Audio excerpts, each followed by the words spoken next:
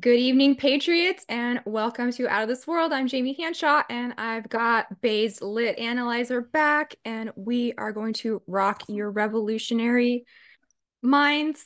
Today, we are doing The Lost Symbol by Dan Brown, and we're going to be talking about the real symbol of the Illuminati, which is not the all-seeing eye of Providence. It's actually this guy right here, right? And I made Based Lit read The Lost Symbol by Dan Brown. Not the best uh, piece of literature there is, but I thought it would be fun to go over because there is so much, and it's election year. So that means we're going to be doing Freemasonry. We're going to be doing Washington, D.C. On Rockfin. I'm going to be doing Secret Architecture of the Nation's Capital. I'm going to be doing Secret Destiny of America by Manly P. Hall. Got all of your old-timey revolutionary patriot history that you can stand. So how did you like this was your first time reading Dan Brown. What did you think? This is my first time reading Dan Brown. And I got to say that I'm a full-on Dan Brown DB club member. Are We're you called chocolate. We're called chocolate brownies. are you a Dan Brown stan? Yes, I'm a DBS. Yeah. So for all you No, brownies out there, no. um, there's the Lost Symbol, there is Digital Fortress, there Mm, is Angels and Demons, and the most famous one was Da Vinci Code, and that's kind of what yeah. kicked off a lot of esoteric research into the bloodlines of Christ. Remember Yeah. that whole hullabaloo back in like maybe like 20 years ago? Yeah. It was pretty big. I read. I didn't read that when it came out. There's all of the, like you said, the hullabaloo, the hurly burly over the Da Vinci Code. I never read it because I remember when it came out and I read the description of the book and I went, "Oh, well, this is Holy Blood and the Holy Grail. This is Hmm. the same book." And I'd read that book when I was in England in 2003, and I found that book because I was really, I like Grail, Arthurian Grail literature, and it sort of came along the way. This is before an Amazon algorithm, although there was Amazon. But I remember going to school and I had a professor at drama school, and he was like, mm, "Oh yes, you're reading that book.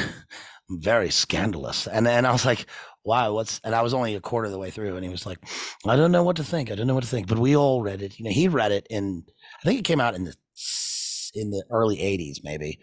But he had read. Everyone had read that. All of the. It's weird. All the professors at drama school had read that book, Uh-huh. and I think that there's a disconnect between that book and the Da Vinci Code. I think there may have been a. I don't know if there was a lawsuit, but it's the same thing. It's not a novel. It's a story of a kind of a pseudo academic research into that stuff. Mm. But I prefer that book, and I didn't want to read the Da Vinci Code. I saw the movie. I've seen all the movies with Thomas Hanks. So and this is interesting because it's got the same character. It's got Robert Langdon in it. Yes. So for me, who's I've read a lot, Robert Langdon is probably one of the most insipid, lifeless characters in all of fiction. He is so lame. Yeah, And it almost makes the story not fun, just his personality. I don't know. And it's really clear that Dan Brown is writing himself as his dream self. yes, I can't absolutely. agree with so you can Yeah, look into his psyche and how boring it is. he's like, he's like Robert Langdon, who is not me. um, was is a handsome Phillips Exeter Amherst College Harvard professor, very stylish, swanky, the most handsome man in the world, and the smartest. But let's talk about this character. And Yeah, he's such a wacky rebel that he refuses to wear ties. oh yeah, Right? that's what right. Yeah. So I'm Robert Langdon Hmm. tonight, right? He doesn't wear ties. He's such a rebel. He's like House, but Dr. House Yeah. is cooler. But yeah, I remember you when I we talked about this like around Christmas time, and I'd given this book to my dad years ago, and then I so I read it this time, and And I remember you saying he's an insipid character. And right after you said that, I was reading a paragraph, and my favorite. There's that whole website devoted to Dan Brown's writing, right? Uh-huh. And like random excerpts from his books. Like the bad And stuff from, yeah, yeah. yeah, and there's one paragraph, I think from Angels and Demons, where it says, and Robert Langdon met the man and shook his hand. He noticed the ring on his ring finger. It was a Phillips Exeter ring with sapphires, rubies, and diamonds, and a skull and crossbones. Only the most brilliant mind would recognize or see that ring. And then it says, "A brilliant mind, indeed." Yes, regular Sherlock Holmes. Yes. Because he does have a So bit of that in him too. Like he always knows the answer without Googling. He's just a walking encyclopedia of esoteric information and handsome to boot, right? yeah. Well, the Google thing is interesting because when some of these books were written, there was just Ask Jeeves, I'm sure, so it wasn't a thing. But the, I mean, the digital. I haven't read Digital Fortress, but the the emphasis on like cryptography, and what then becomes like computer algorithms, and even there's a sculpture of Kryptos. It's called Kryptos at CIA, with an encoded message on it, and Yes. that's like Dan Brown's bread and butter. So I think it's interesting that, he has all this, and then he says like, oh no, you can just imagine that Dan Brown is just now he's probably plugging straight into GPT and writing his next novel, and he's Well, like, no, is this I what wrote this. that's Yeah, it, right? yeah, That's the yeah, cryptos at the CIA. And yeah, there's like a legend if anyone can solve it, then you're immediately like in the Illuminati or something craziness. yeah. Right. Yeah, I'm sure that, I bet that a 14-year-old on Reddit like has probably easily solved the fourth. I think three of the four messages in it have been solved, but they're Masonic, and then like they're just OSS related messages, Mhm. like about the founding of CIA. I'm sure it's not the Georgia Guidestones. Well, speaking of cryptography, so let's just spoil it at the beginning. This Yeah, is the lost symbol. yeah, It's called the circumpunct. uh-huh.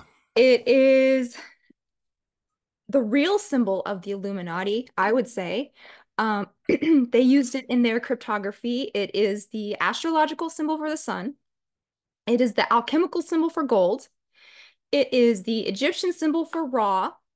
It's a solar phallic symbol in that way. It is the Pythagorean monad or God, which is the beginning of creation. It is the occult Orphic egg. It is the Hindu Bindu, the sacred symbol of the cosmos in its unmanifested state. In Freemasonry, it is the perfect union between the divine and created. With two lines, it represents the feast of St. John the Baptist and St. John the Revelator. To the Gnostics, it is the most primal aspect of God. In Kabbalah, it is the Kether, or the crown. In magic, it is as above, so below, where the circle is the universe and the dot is us. And Manly P. Hall says the dot, the line, and the circle are the supreme and primary symbols. In Hebrew, the dot is the yod, and in that way, it is also a symbol of androgyny, with the male being the dot or the seed and the female being the circle or the womb. What do you think of that? It's also the symbol for a lot of people's favorite store out there, Yes. where they can get those bathing suits. Yes. So if Apparently, you're a basic bitch, you spend yeah. your money at Target, getting Stanley tumblers and fake plants. But it is interesting that Target is on the forefront of all of the degeneration that we see Yeah. with, do you remember those t-shirts with the Baphomet and all Oh yeah. that? So Yeah. Yeah. It's also a little belly button. And yes, it's the on off symbol, right? I yes, mean, it's my iPod symbol from 2004. right. Um, no, but Um, yeah, it is interesting. I know we're gonna get into it, but I just love the passages where it's like they give a PlayStation 1 code, mhm. like up, down, left, right, right, left, down, up, X. And he's like, I don't understand this. I can't access it in my memory palace. Let me go back, scroll the pages. Yeah. It's Dan Brown's writing is it's it, okay. So I guess just for the folks at home to summarize the way that Dan Brown writes is it's kind of a hypnotic writing style, and this is why it's successful. This is why this book is like what sort of boomers before phones used to think about, like when they go to the train station to the airplane, right? When they go to the airport and they got to pick up a quick novel and like you can read it on the plane, Yes, it's a and then good you just beach read. yeah, and then you just throw the book away. Hmm. And it has the veneer of, I think this is why the book is it's harmful to it's not harmful to read. I'm saying it's harmful in terms of the messaging in the book. I mean, because even Dan Brown says this specifically, which is that uh, the sea theorists are crazy, right? Hmm. Hmm. And he says I'm a scientific mind, and I'm very skeptical. But then the whole book is about this and about so it's like, oh, this is pop culture, pop fiction about things that don't happen, Yeah. right? This is total fantasy, Uh-huh. and and so okay, I get it. It's marketed under fiction, that's fine. Um, but even the way Harold Bloom, the critic, said about things like Dan Brown, I think he mentioned this about Dan Brown that it what was it? It was when Stephen King won like the National Book Award, and he was like, the problem with writing these kinds of books is that they make no demands on the reader. Hmm. They all of the information in the book is just exposition, so there's no depth. It's all surface, and that's ironic considering the whole thing is about plunging beneath the surface and seeing the surface of like Washington D.C. and yet there's symbolism. So if you're talking about symbolism, then Hmm. you're talking about depth, but the book is written in a style that's completely all surface. So even that's interesting because even the bad guy, even the villain in the book, is covered in esoteric tattoos. He's Hmm. all surface. Hmm. So I guess in that sense, he's brought the things that he's supposed to, the depth of living the. He's like the living marker of some sort of occult phenomena, right? He's the monad himself or whatever. Yeah. But He's it's the all Ashlar surface. man.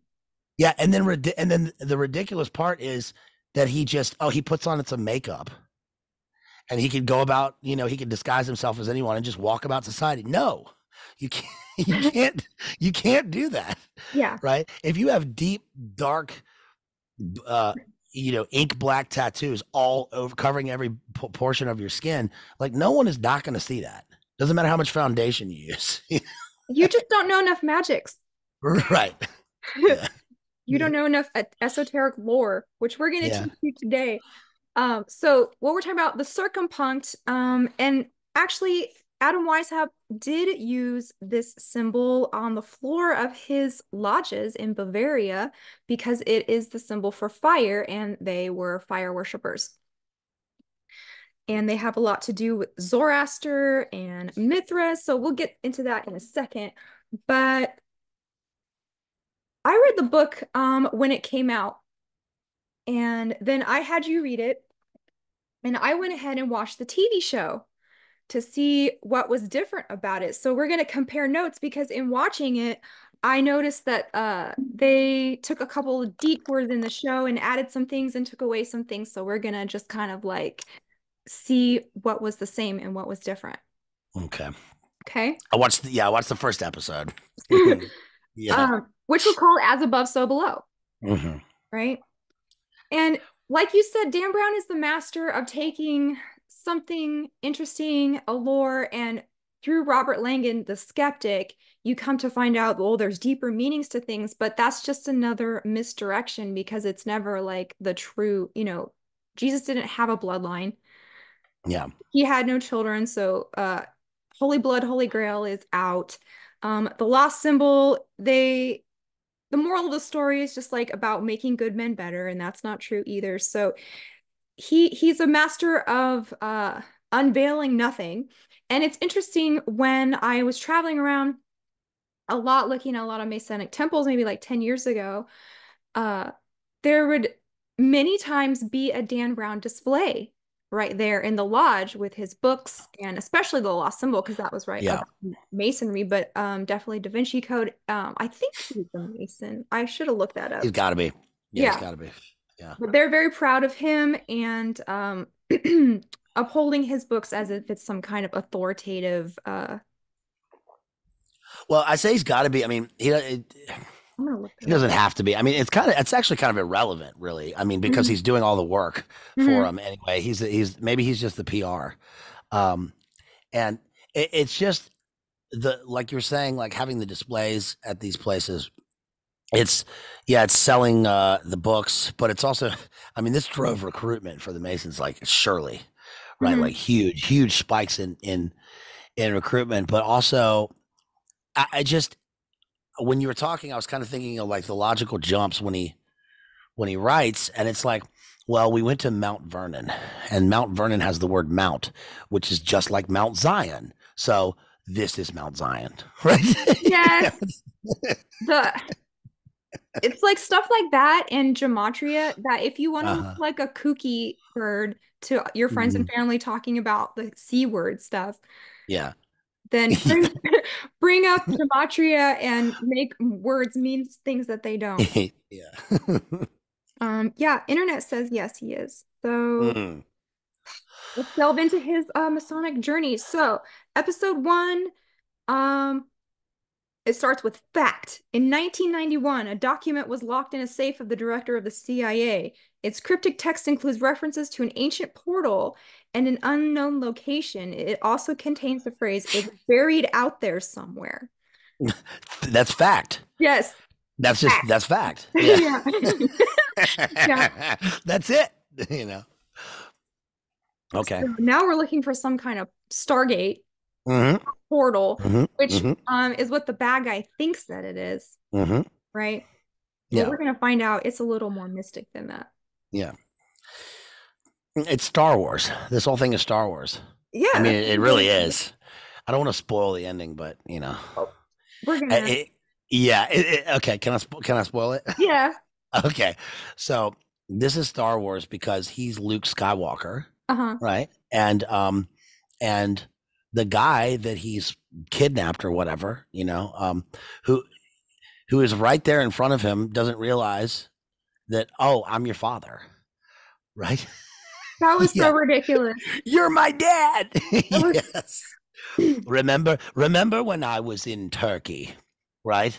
I yeah. was there. I was searching for opium, and then I was thrown into prison. You wouldn't bail me out, so I faked my death, transformed myself into a Skywalker, and Hmm. now I'm here to walk through the Stargate and sacrifice my dad.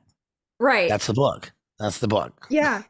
So it starts out he's giving a lecture on symbols, Hmm. signs and symbols, Hmm. and he's like what is beliefs versus bullshit because he's logical science man, Yeah. right? Oh yeah. And Which is like Henry Jones, in Indiana Jones, right? An X never ever marks the spot. right, He says, until it just did, and yes, right?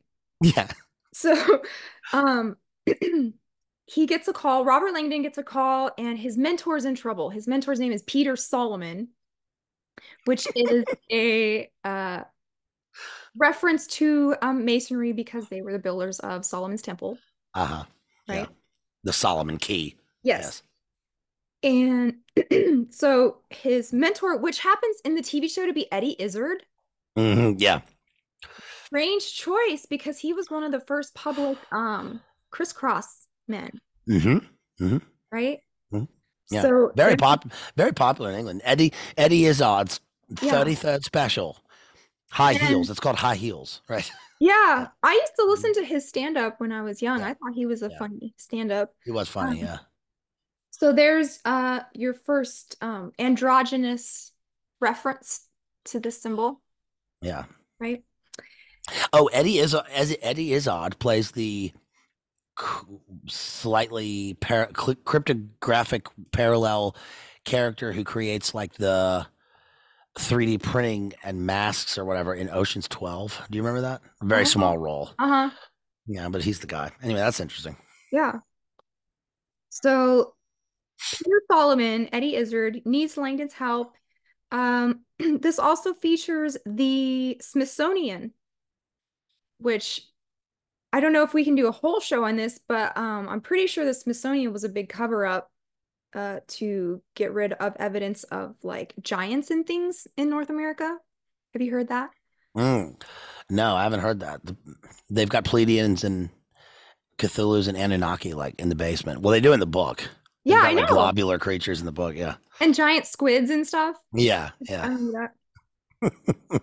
So they're going all this is very national treasury too, this book. Hmm.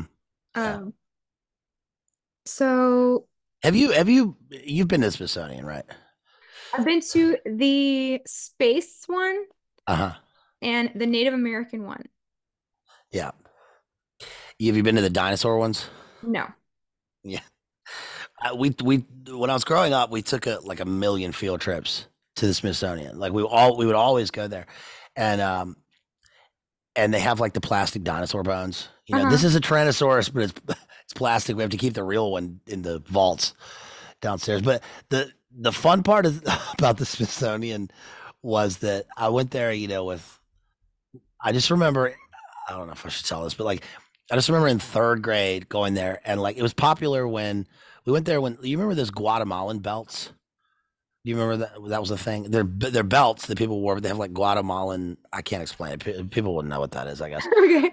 But I remember it was like in like 1988 or whatever, Uh, and I remember getting on the bus to come home, and like we're we're all boys. We all got like a V-neck sweaters on for our school, and we get on the bus, and I just remember like somebody had a jacket on. They were like, "Look what I got," and they had people in my grade had like let's say 5 finger discounted everything in the gift shop. I remember this one kid like going, I've got like 10,000 geodes here.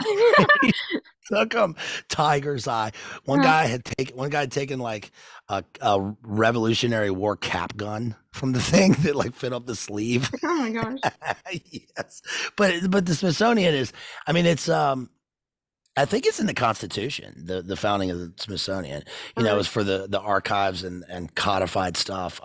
And when you look at the main building, it's Mason. I mean, even the design of the thing is Masonic on the outside. It's like the three towers, Oh yeah. with with the big tower. Yeah. This book gets into a lot of that, how Uh huh.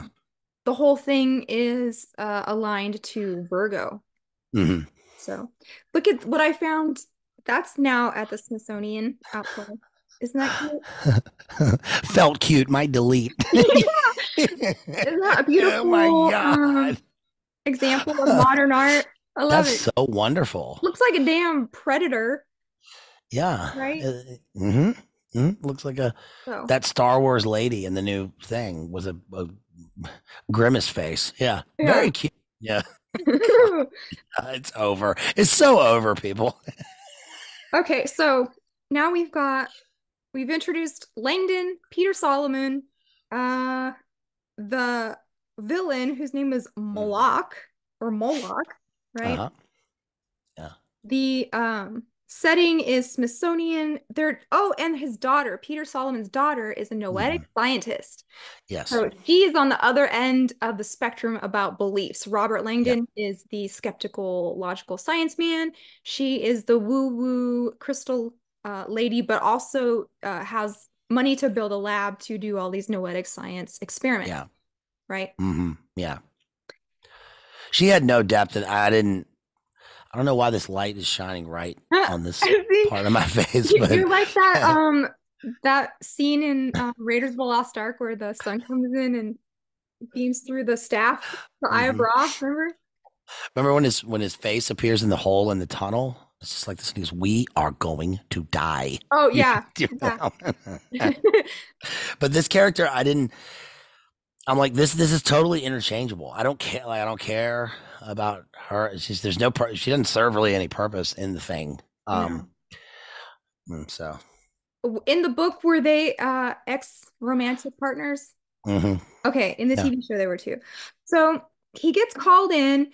They go to the Capitol building. And if you Hmm. don't know by now, the Capitol rotunda is called the Apotheosis of Washington, where you've got Hmm. Washington sitting up there like a Greek god surrounded by all of the lesser gods and goddesses. Just like, antiquity. And we're going to learn when we redo this book that democracy is actually a cult and a religion of its own. So through this apotheosis, this is what the villain is trying to achieve to become God, right? Yeah. Have you seen that the rotunda? Have you seen the rotunda? Mhm. It's. I mean, say what you will about Washington. I just imagine that Washington probably, if he saw this, he looked up and he was like, look, this is. I just want to go back to my farm. Okay, this is too much. You got me in a pink robe, Yeah. uh, like a million feet in the air, and it's Shirtless. you're shirtless. Don't. He's like, don't do that. You didn't make me look jacked either. I'm like super soft in this thing, which is Then weird draw because him differently. Washington was like 6'8" when Oh, at a really? time when everyone was 4'11". Uh-huh.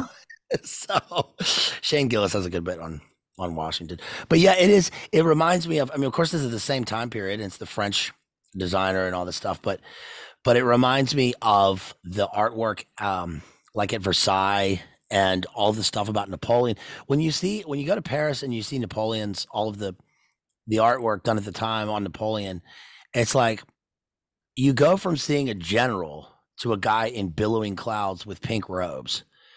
And it's very off-putting. It's very weird how they thought that was. But like you said, it's a religion. It becomes a religion. Yeah. Democracy. Well, democracy has demo in it, which is like a little bit of the word demon, right? Mhm. So Or according to Demi, which is, yeah, it is, yeah. yeah. But I can just imagine Dan Brown being like, "This is the democracy, right?" Yes. Democracy. Exactly. Yes. Yeah. So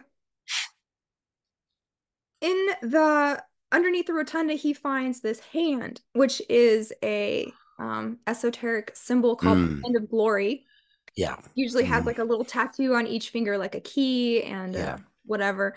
So come to find out, this is the hand of the Peter Solomon guy who is the master mason. He's the Hmm. head honcho in Washington. He's like the lead esoteric guy uh, Yeah. living, right? Yeah.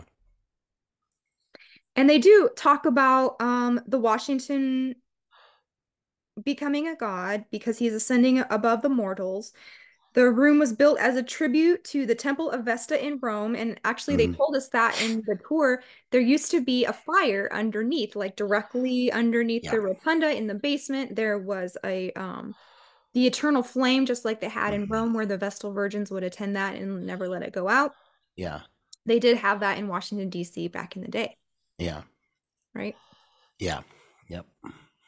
So then they the adventure takes them to this soggy basement, room 13, Yeah. right? Soggy and squishy. So yes, Yeah. which is Peter Solomon's special place. Oh yeah. His special little fort. So ridiculous. I know. Yes. So Peter Solomon's special place is like his little alchemical Masonic reflection room with the Hmm. it's funny because when they find the skull and they find whatever else they have in there, but it's this like weird esoteric stuff. It looks like devil worship. And Yes. I mean, Robert Lang is like, actually, he's the king of actually, He is. Yeah. right? Actually, actually, the skull. Right. Oh no, they have what do they have, like gunpowder, a Uh, skull, a quill. yeah, a candle. So you go down there and you mix your liquid mercury and your gunpowder, and you write out your thoughts to actualize them. Right, dip, dip, dip, dip, dip. Mhm. And then, right, dip, dip, dip. It's a giant feather. And it's totally. This is like you said, the reflection room, and one is supposed to go in there and contemplate one's own death. Yes. and you're just supposed to go in there and look at the skull of Horatio and think like of your mortality Yeah. and how you can be a better person because death is imminent, right? Mm-hmm. It's very Hamlet, you Yeah. know. He's holding the skull of poor Yorick and talk, ah, Horatio, there are more things on heaven and earth than are Yeah. dreamt of in your philosophies. And, but like, you don't need to contemplate your mortality in the basement of this place. You just walk around DC in general. Like, you can go to certain parts of DC and like actually get mortalized, right? You Yeah. go to 7-Eleven and you get smoked, right? Yeah. You can contemplate death. Yes, Yeah. you could for sure. Yeah. Did the book, I don't remember, did it have the security guard, Mm-hmm. like the normie security guard who's Mm-hmm. creeped out at every okay. So in Yeah. the TV show, they made him like a Latino guy, and his character is ridiculous because he's like, I'm not book smart like you got. He doesn't have he Yeah. doesn't have a country accent. Yeah. He has a Mexican. But he's like represents, the profane, the peasants, Mhm. the people Yeah. who don't know about esoteric philosophy and who are Yeah. just like, blue collar people, not like Langdon. Yeah. Oh, they gave me this thing here. It's called a name tag. Yeah, yeah, It's got these symbols on it. right. Right. That guy in the TV show is played by. Have you seen Old School, the Will Ferrell movie? No. He's the guy that gives him the beer bong at the place. Oh, That was his okay. last. That's his last role. But Okay. yeah, no, it doesn't matter for this. But maybe it does. I mean, but yeah, like you said, this. Just a side note. This I read a Shakespearean play this week called Coriolanus, and I'm about to do a stream on it. Self promotion. And, and but it's interesting that you bring up the plebs and the vulgar vulgaris, the profane, because the play is set in Rome and it's a real guy, but it's Shakespeare's final historical tragedy. But it is a perfect example of now, which is that all of the stuff for the plebs is just a pantomime. So the Hmm. patricians get a Roman general to be the consul. They pick him, and then they make him put on what's called the robes of humility, so that he can gain the endorsement of the plebs. But one of the senators is like, "Why even?" He even says in the play, paraphrase, he's like, "Why even bother with this? We don't need to. We don't need electors. We can just pick the guy." Hmm. And they do that because they do a color revolution where they don't like that this guy's running things, so they get the plebs. They tell the plebs that it's his fault, and then they like start a revolution so they can exile him from Rome. Mm. But the danger when they do that is that the plebs will gain too much momentum and then will overrun the whole government. Mm. Um, but it's just interesting because even the lectors, I'll say, is a Roman institution, and DC is specific. It's explicitly neo-Roman. I mean, Yes. everything in DC has a Roman facade and Roman iconography, and like you said, the religion of it's instead of it being set in the Roman Republic, it's just the religion of democracy. We're spreading democracy. Hmm. you know, it's totally. It's interesting because it's total Enlightenment era, neo-Roman, um, you know, humanistic iconography. It's interesting that Hmm. it's played out in the book. And even Adam Weishaupt's secret name in the Illuminati was Spartacus. Mm, Remember that? yeah, Okay. I'm Spartacus. He's Yeah. Spartacus. What's the I guy said? am. That guy Spartacus.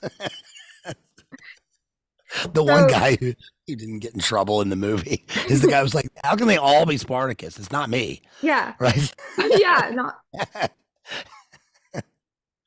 so yeah, the security guard, I forget his character name, but he is creeped out by this reflection room that they found underneath the Capitol, right? Yeah, And then Langdon owns him. He's like, well, actually, saying prayers to a guy hanging on a cross is yeah, creepy. that's what he says. Yes. Yeah. Yeah. Actually, all the religions are exactly the same. Yeah. Yeah. To think about that, bro. That's what he's like. Hmm. Mhm. So he owns the profane security guard. They find a Leviathan cross on the altar. I did the book Yes. have the Leviathan group in it? Uh-huh. Okay. Yeah. Yeah. And when I saw that in the book, I me I immediately oh no, this was recently. Somebody around me was eating an Oreo cookie, and I said, Uh-huh. "How's it feel to eat a Satan cookie?" And they're like, "What are you talking about?" And I was like, "Well, it has the Leviathan cross on it. Have Yeah. you seen that on the Yeah. Oreo?" Yeah, Yeah, it has the eternal symbol yeah, and then the cross, and yes, it has Leviathan. And mm, so when you yeah, look at the sigil of the Church of Satan, the goat head in the yeah. pentagram with the Hebrew letters around it, the letters around it spell Leviathan. Mm-hmm. So this is just like a beast from the Old Testament, like a sea beast, Mm-hmm. right? Yeah, that's what Moby Dick is about. And Yeah, Moby Dick is Ahab um is like a Gnostic archon trying to capture the Leviathan. It's specifically in the book that the notion of the white whale is the Leviathan. oh, really? He's supposed to be a primordial sort of exoplanet spiritual being. Mhm. Um, So what we're on this national treasure hunt for is the capstone, the missing thing, mm-hmm. the lost symbol, the lost word. They're always talking about these secret things that have been lost to antiquity. But a couple minutes of Googling will pull it right up, the lost Yeah, symbol and the lost word. So they, in his reflection room, in Peter Solomon, the missing person's reflection room, they find a little capstone. And this is where you come in with his stupid little phobia, his yeah, like his one personality trait yes, is yes, he's claustrophobic. It's so stupid. yeah, yeah. I'm afraid of small spaces. Yeah. Just like Bruce Wayne. You know, when I was a Yeah, child, locked in a well. Right? What are exactly. He you has the talking same about? origin as Batman. I'm like, that's Yeah, not even original. yeah, Okay. So they find a little capstone. They show you his stupid little phobia, and then Langdon doesn't believe in the woo-woo when they start talking about the Akashic field. yeah, And this is the domain of the female characters. So we've got Langdon, we've got Peter Solomon, the Master Mason, um, we've got his daughter, the Noetic Science Girl, and then we've got the villain, which will turn out to be his son, but yeah, he doesn't realize it, right? yeah. So all of course, it's supposed to be a worldwide. It's a global manhunt, right? Multi-country, but it always ends up being just a small group of people who are already around each other. Hmm. And it's just weird. One of the reasons the book like it works, but it doesn't work, is that Langdon is an everyman. He's like he's kind of a dumb dumb like everyman, but he's not. He's supposed to be the most brilliant guy in the world. So Yeah. it's one or the other, right? Like you said, he's the Harvard professor, but doesn't wear a tie. So he's an everyman, but he's also a genius, and that's the symbol of it. Okay. Yeah. And he's the best swimmer that Harvard ever saw, Oh yeah, right? yeah. So,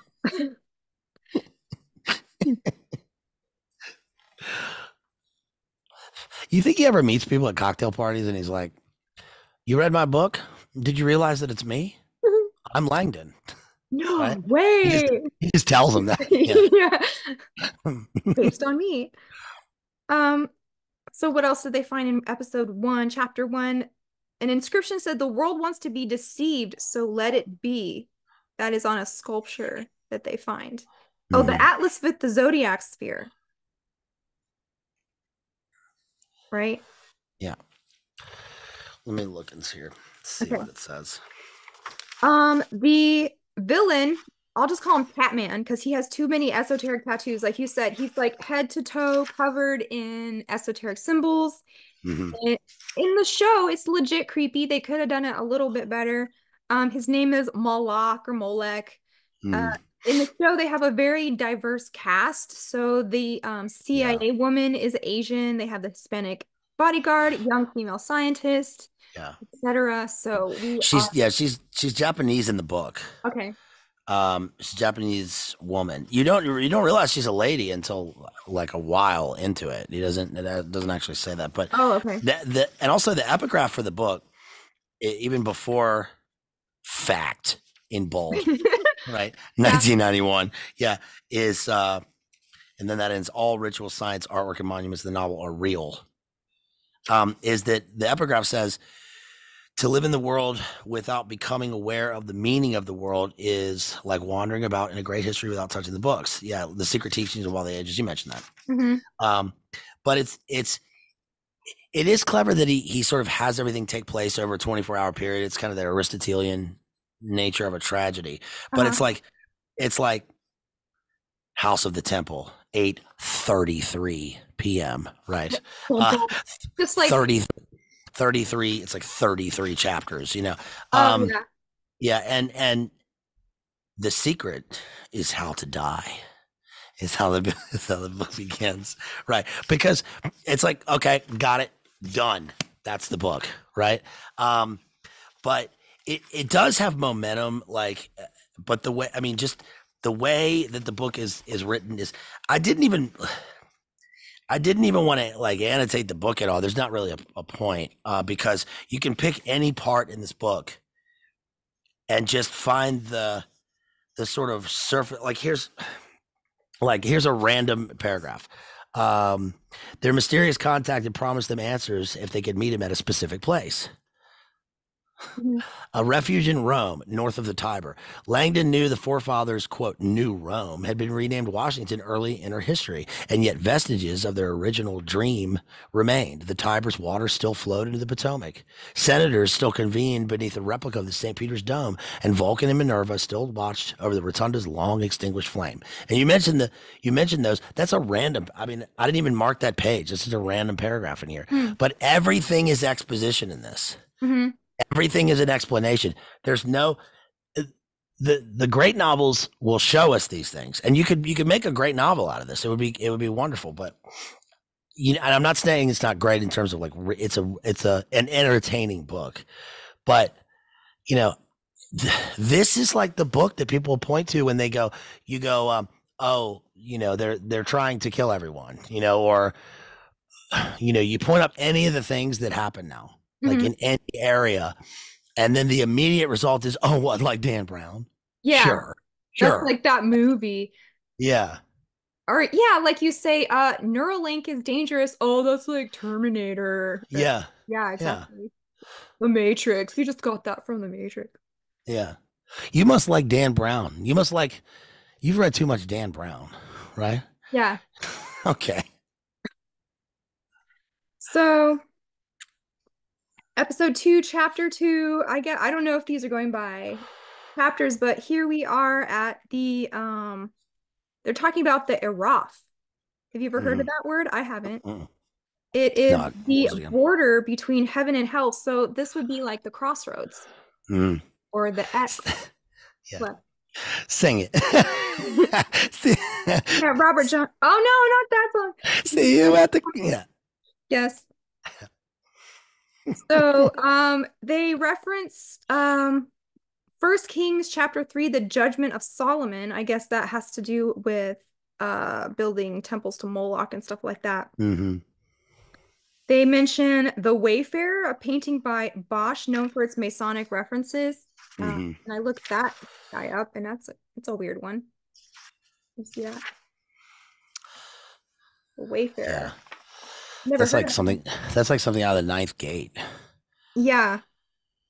Remember those engravings of the Ninth Gate? Yeah. No, yeah. And then they are off to go under the Library of Congress, which this book is all about that. So check out that on Mm-hmm. Rockman. Also, I wanted to get some pictures for you guys up on my Instagram of when I went to the George Washington Masonic Memorial Mm. several years ago, but my external hard drive broke and I had to go to the get it on a new thing. It's not done yet. So maybe by the time I put the show up, I'll have all those pictures on Instagram for y'all. Mm. But yeah, now we're at the Library of Congress. Oh, and he also went to the secret library at the Vatican in Mm. Angels and Demons. Yeah. Remember that? Yeah. Did you see that movie? Yes, I did. Okay. Yes. Oh yeah, you saw the Tom Hanks ones. So he gets access to these places that normal people would not have access to. Sorry, my Yeah. my revolutionary riz, my democracy drip is Yeah, it's a pretty good Amadeus dandy wig isn't just from a it? store. Yeah, it's pretty Yeah. good. Yeah. Um, so he's under the Library of Congress. He's going to the secret Vatican library. He has a flashback. Well, no, there is a flashback of the insufferable son of Peter Solomon, who's left in prison as consequences. And Mm, we'll find out he's more like wrapped up in the CIA than um, we know at the beginning. But the pyramid and the capstone together will reveal the location of the portal, which is what the bad guy is looking for. yeah. Oh. Okay. And Yes. they're making this point that modern physics is only catching up to the ancient mysteries, Mm-hmm. right? So Yeah. just like Arthur C. Clarke said that magic is indistinguishable from science. It's just science of the future. Yeah, they make statements like that, but then he's like, yes, there's no magic. It's all science. You Yeah. know. Oh, and the son of Peter Solomon has an owl tattoo, Yes. right? In the beginning, before he becomes Moloch, um, his name was Zach, and he was the brother of the noetic science girl and the son of Peter Solomon. Mm-hmm. Yeah. Zach Chaddenson. He was a pretty normal guy, Yeah. you know. What? But his dad, so here is like the cautionary tale of the whole thing is like he was pushed over the edge because his dad was always searching for these esoteric secrets and he'd made it as Mm-hmm. far as he could. I mean, he was the grand poobah of the Temple of the 33rd. Peter Yeah. Solomon was, and pretty neglectful and disappointed in his son, Mm. right? So his son could never live up to all of this. Yeah. I can't ever live up to things, Dad. Why Yeah. do I have to have everything? Yeah. Right. I don't know if He you has guys can everything see. but his father's You can't really respect. see this. Um, And I've here, got I've got pictures from DC the last time I was there. I sent them to you. Earlier the last time I was there, but uh, it is interesting. Like you can't really see this, but hold it you up to can't the camera. you can't really see it. Uh, Even on like random lampposts, yeah. right? Uh, It's yeah, it's Romanesque, but it's like angel wings on democratic shields, uh-huh. you know. And this was the old executive office building Okay. when I was there. Uh-huh. And now it's Chinese. Yeah, it's American Chinese, Whoa. right? Um, and then of course I'm sure everybody's been here, but Mm-hmm. you Washington know, Monument. Yeah. there's the giant esoteric The uh, old phallic symbol. Osiris. Solid. Yeah. So the Latino security guard, again, he's like, doesn't want to hear the smart people talk. He's just Uh-huh. the working class, leave it to the experts kind of attitude, Yeah. right? Yeah. They do have to escape through the old Library of Congress conveyor system. I thought that was kind of cool. Hmm. And he's in that closed spaces again, so she has to soothe him. And you're kind of wondering at this point why is he running from the CIA and what does the CIA have to do with this national treasure hunt?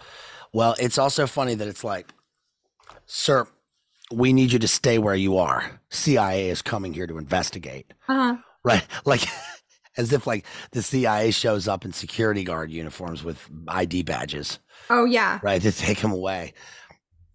You know, it's pop culture, pop fiction version of this stuff. Mm-hmm. But yeah, he's like, oh, I'm just a security guard standing here. I didn't notice the Masonic severed hand in the middle of the floor, put with the pointing upwards in the with the tattoos on the fingers. And it's on fire. Yeah, Like didn't have like a candle in one of the fingers or something. It's like, come yeah. on, dude. Well, it's funny in the show in that first episode because like people are walking around taking the tour, and then this kid's like, "Mommy, Uh-huh. what is that?" Right? Don't look at it, son.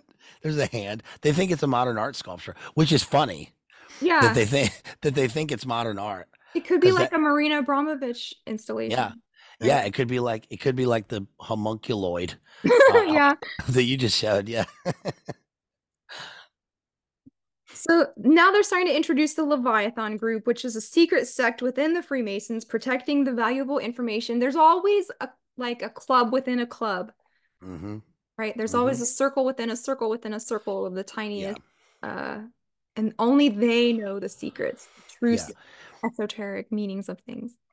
Yeah. And I mean that's there's a truth to that, right? There's circles and circles and within circles in the Masons, and Hmm. look at P2 Lodge and all that stuff. Hmm. P2 Lodge is different from the guys who work at the factory down the street and they go to the lodge on Tuesday for casserole. Yeah, It's one big thing, but they're not they're not those guys. they're Um, the porch masons. There's even a whole trestle yeah, board of that, like how they explain that, the mm, outer porticos and the inner circles and everything. yeah, So porch masons. that's what they call them. That sounds. I was gonna I say. know it sounds racist. Yeah, it does. Yeah. Yes. Um, so meanwhile, Peter Solomon, Eddie Izzard, is being held captive by the tattoo man. Hmm. And he's being dunked in this like sensory deprivation chamber, right? Uh huh. Yeah. And being killed and brought back to life and killed and brought back to life as a form of torture. And they have like a glowy mind reading helmet thing. Do you remember that? The brainwave machine, the Yeah. hypnotic thing. Yes. That's like. Have you seen those? Have you seen those like hair follicle hats No. that the boomers get? Sam Uh-huh. Hyde just bought one. He was like, I just got this. It's $3,500. It's a hat. It's like a hat with like Uh-huh. the red lights in it glowing. Uh-huh. And you put it on, like plug it in. It's like this hat will make your hair grow back again. Oh, it stimulates your hair follicles. Yeah. Okay. Yeah. I was Yeah. wondering, I was wondering if those red light mask things would be like Uh-huh. good Yeah. to invest in. I don't know. Good to invest in. Yeah, we're in show business, right? We need the red light. Look good. Yeah. It's a publicly traded company. Yeah. Yeah. So Zachary was a Mason like his father. Langdon does the word association thing in this episode. Mhm. Um, then we find out it was the CIA lady who put Zachary slash Tatman up to the trouble that he got in that landed him in prison in Uh-huh. Turkey. Yeah. So there's more intrigues going on. And then we find out the Leviathan group, number one, they don't know if humanity can handle an evolutionary upgrade. And that's what this whole thing is about. The capstone and the pyramid and the missing lost symbol and everything is the perfection of man. Yeah. Yeah. We have the key, Hmm. but only the other guys really have the key. And then only those other guys within that circle like have the key. Right. And they all have that because humanity can't handle the upgrade, man. Because, you get robbed going to buy Slurpee at 7-Eleven, right? Yeah. But that's not bad enough, right? And we can't upgrade it because we have the secret teachings. It's always the same with this stuff. But on a different note, I wonder if the turkey thing is related to. Uh, I mean, this guy's like the Solomon figure. You remember John Paul Getty the second? Yeah. Like all this, there was a time like in the 70s and 60s and 70s when all these elite figures, like actually elite figures, went to Morocco, Hmm. and they were all living outside the United States in Morocco, and they were tied in with the interests of their dads and stuff who were, in oil, but they were all there and they were all like on opium and all this stuff. And then that's what led to Getty the Third being messed up before the like Gladio kidnapping operation. But I just wonder if that's where he got the inspiration for this. It sounds why is he going to Turkey? What's he doing? And but I can't get over the fact that he's kidnapped by his son, who's the same size. He would, first of all, if you're in front of somebody and they're even just if they are the same height as somebody that you know, you recognize that in your mind. Yeah. You relate it. You relate it. If I have one friend who's 6'4" and I have another friend who's 5'7", those are different people. Like in terms of how I associate them, and when I'm standing in front of them, I know who they are. It doesn't matter if they like appear completely differently or whatever. People have like a height recognition or a smell or a when you go in when you're a kid and you go spend the night at somebody's house and the house has a smell to it. It's Hmm. different than the other person's house. Hmm. And it's like this guy is so removed from reality. Now I guess there's a truth to it in the fact that Phillips Exeter is brought up in the book quite a lot. Dan Brown went to Phillips Exeter. He's part of the old boy network. He would have sent his son off to boarding school. He would never have seen him, but it's still his son, Hmm. and he just doesn't know that. It would have What did made he mind? sense if Malak stayed in the shadows with a cape on Yes. and just spoke to him from the corners. But he was like in Yeah. at least in the show, he was up in his face and stuff. And I'm like, you're gonna know that's your son. Yeah. You would see his Well, eyes. yeah. You would see his eyes. You'd hear his voice. Yeah. Yeah. So the Leviathan group, it doesn't know if humanity can handle this upgrade. They're like, what happens if the power fell into the wrong hands? Ancient wisdom could unlock consciousness, allowing man to access hidden reservoirs of power. But And but you what are the can't wrong have hands? Like exactly. you are the wrong hands. It's the Latino security guards. We don't want the ancient power Oh, in the hands of blue collar people because then we wouldn't be special anymore. but I thought those people couldn't even read. What are they worried about? It doesn't have to make sense, man. Yeah. Yeah. So they find an evidence of this, like a old footage of a guy controlling a murmuration of birds with his mind. Mm. Was that in the book? Hmm. Yes, it was, and I thought that I sort of marked that in the book mentally in my Langdon memory mind palace because there's a lot of that stuff happening. The reboot of Mosquito Coast. I did an analysis of the book Mosquito Coast by Paul Thoreau, and in the who's Justin Thoreau's uncle, and Justin Thoreau's in the reboot of the movie as a television series. The movie has Harrison Ford in it. It's from like 1985. It's about a guy trying to escape modern encroachment of everything by going to Central America, going to Belize, and like he makes he makes ice from fire. He's a chemist and a physicist and all this stuff. But in the new one, Justin Thoreau is an NSA consultant who was picked up, who was hired by the NSA because he had done academic studies on bird flights, and Mhm. so the NSA uses those to show how they will predict the proliferation of um, viruses, which I found particularly relevant, especially when the thing came out. But I think there's a lot of this. It's an element that comes out in a lot of these books and a lot of these films about nature and natural patterns, like reflecting the ways that human beings will move, Mhm. especially when it's tied into occult ideas. Mhm.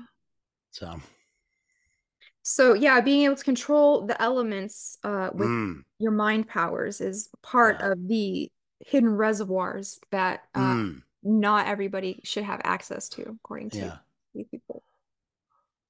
So, and we come to the fourth episode, L'Enfant Orientation. So L'Enfant was the one of the original architects of yeah, Washington, D.C.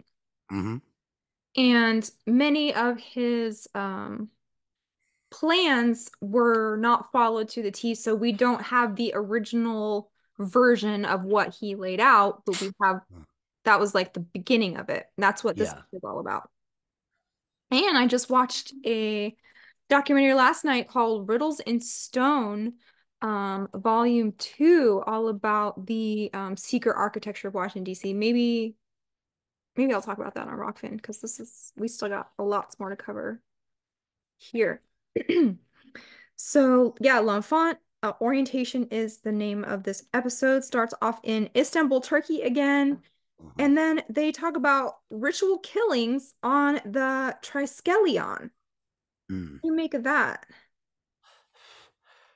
The Triskelion is that three, I'll draw it for you. Hold on. Do you know what I'm talking about? The CIA is going to come through your ceiling when you I draw this. know it's this thing. Looks like that. Oh yeah, yeah. Hmm. Okay.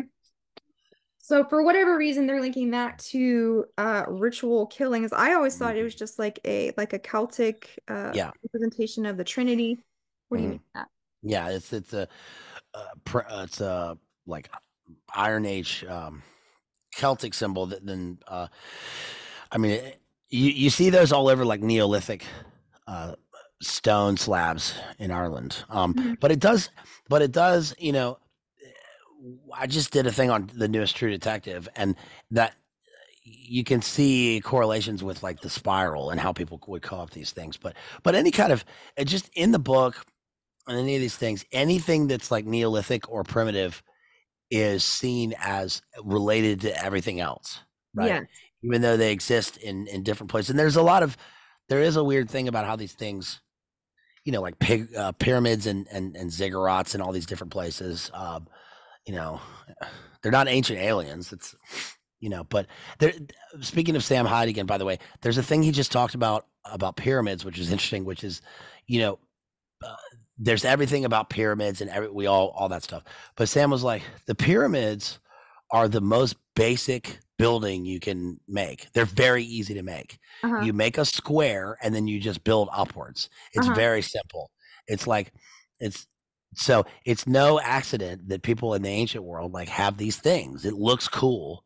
And and that's funny because it does put a kind of insight into a kind of weird angle insight into these things. And when you look at, I don't know where I'm going with this, but I just think that Dan Brown throws in everything, Yeah. right? Yeah. Everything you could possibly throw in is in the book, and that's one of the harmful things about the people who don't have discernment and take the book as like, oh well, Dan Brown said this, and that's ridiculous, so therefore nothing matters, Yeah. right? Well, in this episode, they even pulled out the old how did we build the pyramids? They literally Yeah, said that. yeah. So you are exactly on target. And then How did they get these stones and move them, man? I know. How could they possibly move them? It's like, well, they had the Nile. There's Uh-huh. a river, and people can just you have levers, and you got like 1 billion people moving this stuff. No, it was ancient aliens. Yes, It it was definitely. it was the Pleiadians. They were definitely from Orion, okay? Because Yes, they were 12 feet tall, man. so the Orion aliens built the pyramids, and Dan Brown is too stupid to know that. Um, yeah, like you said, the Triskelion is different things to different cultures. The Celtics, the pagans, to the Freemasons, they say it is the cycle of birth, death, and rebirth, which is the story of Moloch in this Hmm. um, book. And it's funny how Langdon, he says, I'm a staunch agnostic. Like, that doesn't even make sense. That's so edgy.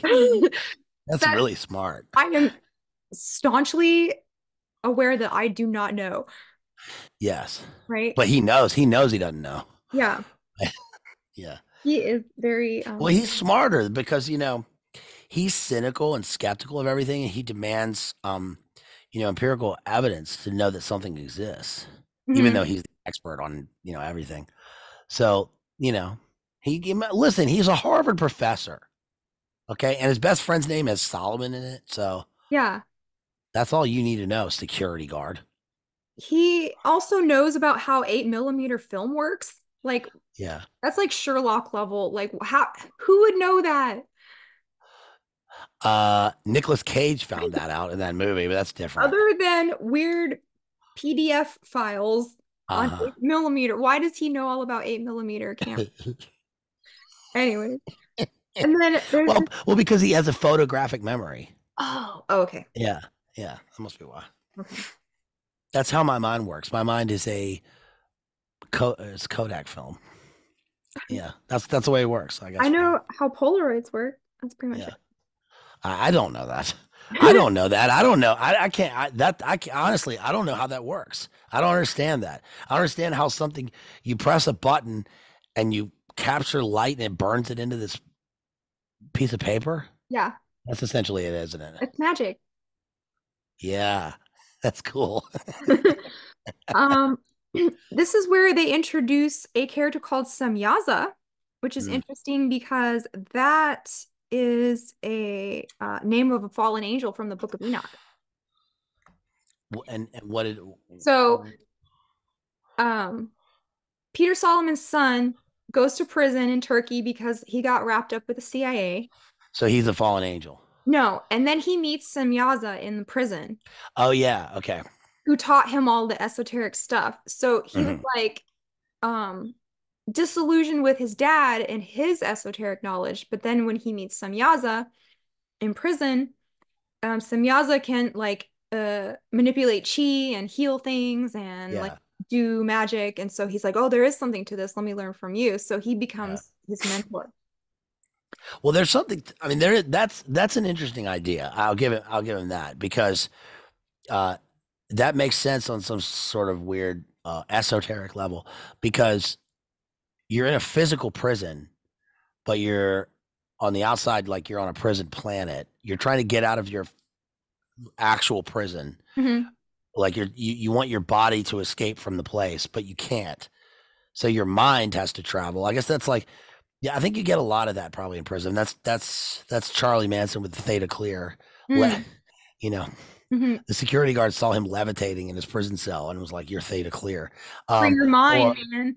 If, yeah, yeah, if you're free in your mind, you can never be in prison.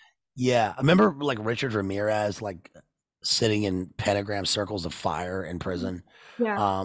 And there's probably something to that. Um, but it's interesting that that's he meets the fallen angel, but in a weird sense, the son of Solomon, right? Who would be David, I guess. But in this sense, he or not. No. Sorry, that's the reverse. But he but he's I guess he's seeing himself as the fallen angel in the sense, right? Mhm. He has everything. His Mhm. dad owns, knows everything or whatever, but he's fallen so far in life, so now he has to transform himself. Well, not only that, he was abandoned by his dad because his Yeah, dad, Peter Solomon, when he found out that he was in prison, that his son was in prison, he's like, well, we're just going to leave him in there to teach him a lesson. And that's where he yeah, meets Samyaza and becomes Moloch. right. So, yeah, Langdon the staunch agnostic. We've got the Samyaza. And then the back to the noetic science, the fundamental belief of the noetic science is that all information is connected beyond space and time, and that you can access these Akashic records, they call them, by remote viewing. And they are doing some remote viewing experiments in her lab. She gets some wacky guy. Who is the guy with the spoons? Uri Geller. Yuri Geller, yeah. Yeah. So they get a Uri Geller dude, and they're doing Mhm. all of these remote viewing experiments with him. Um, and talking about this, the new age notion that everything is out there that you can Mm. access. And this goes to the what was it called? The gateway process. Hmm. Remember that? Yeah, Astral CIA's gate. travel. Yeah. Yeah, I got to. CIA gateway process, astral travel, remote viewing. Essalon, Major Ed Dames, he was one of those who actually made like VHS tapes about like how to train yourself to remote view. So this is all in this episode. And Project Stargate. I got a clip. I've got a clip. I'll find it of a local TV news reporter tracking a guy. Well, I'll just play the clip when I find it for you. It's about CIA gateway. It's pretty interesting. A guy getting red pilled in real time Okay, on the news. I'm sorry. I'll find it for you in a second. that's okay. I'll just keep going down the notes until you find it. So, um, Malak keeps killing his dad and bringing him back so his dad can like learn to walk the path what was that called? Fire Walk with Me. No. The the Araf, Araf, Mm, the crossroads. See you at the Araf. And meanwhile, Langdon finds a little gold capstone at the quarry. So in underneath the Capitol in the secret meditation room, he found a little truncated pyramid. And then he had to go on a different quest to find the tiny little capstone that goes on top yeah. of it. And you've got the Leviathan group that exists to protect the sea. That's the axiom of these like treasure hunting and like uh national treasure and stuff. Like there's always multiple people after Hmm. the thing, and then there's like the secret group that's trying to keep it secret, that's trying to Yes. stop you. So there's always at least two people after the treasure. Yeah, like in the Last Crusade, we're the brothers of the cruciform sword. Exactly. Yeah. We've been Or waiting in the desert for 400 years for you to come here. yeah. Or like Yeah. the mummy with the guy who's like trying to keep the mummy buried, remember? Yeah. You have a whole secret society trying to keep him underground. Did you find it? No, I'm still looking at it. Okay. Oh, I found it. I found it. Okay. Okay. This is a I can't really see it. It's a guy who stole a car. Uh-huh. Okay. It's the guy who stole a car, and it's about a minute long. Okay. Because I did overhear the conversation just a bit earlier about what exactly the man was screaming about. I actually looked into these schizo posters, and I mean, I have to say, I am really not sure what I'm looking at here at all. Hey, Chris, I think sure, visually they are very beautiful images, but there also seems to be quite a bit of concerning text laid over the artwork. Bruce, have you ever heard of the gateway process and the CIA's research into consciousness energy grids? Are you aware that this stuff is all real? I mean, the CIA actually conducted tests to determine... Hey, Chris, let's try to keep this coverage on topic for our viewers for now. I'm sure that's all something we can get into later, but for now, I would just really appreciate it if we could focus on what's actually happening on the ground. Actually, That's real. A guy stole a car.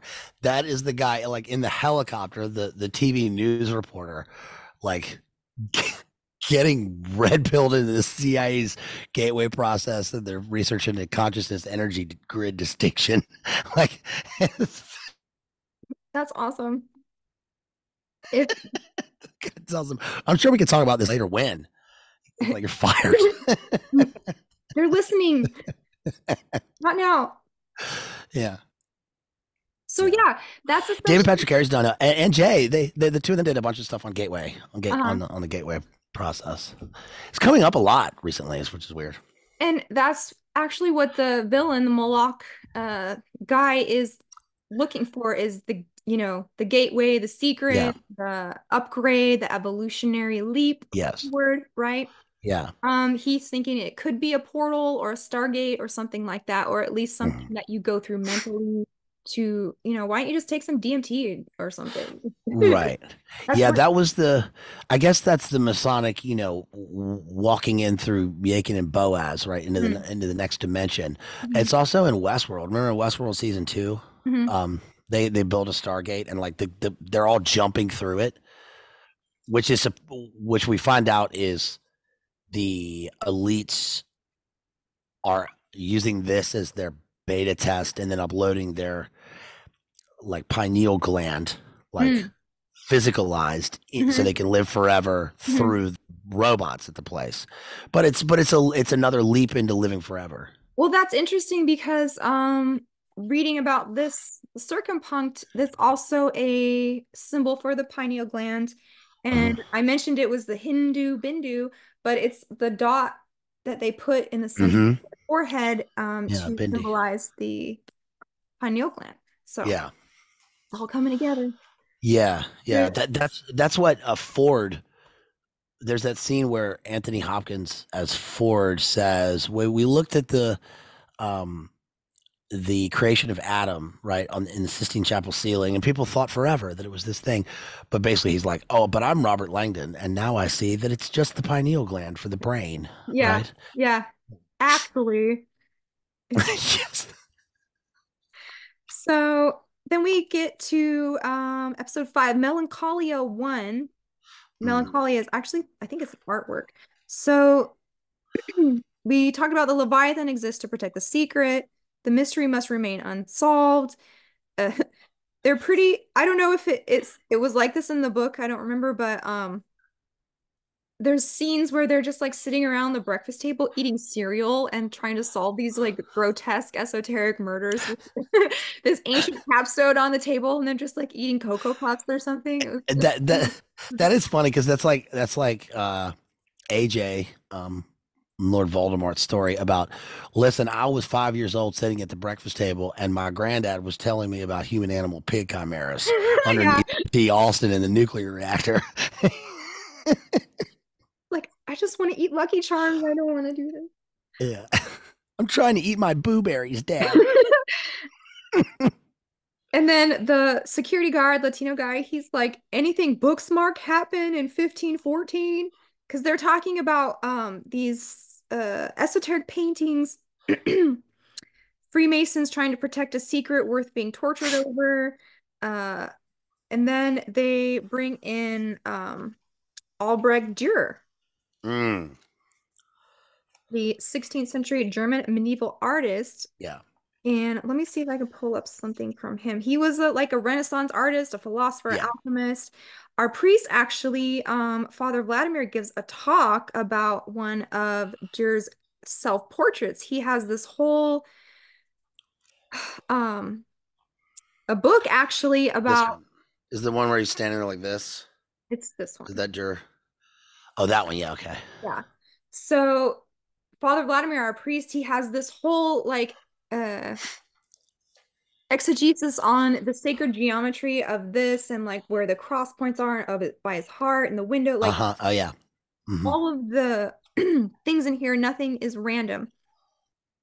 So the Melancholy One by Dürer represents mankind's failed attempt to transform human intellect into godlike powers. Mm.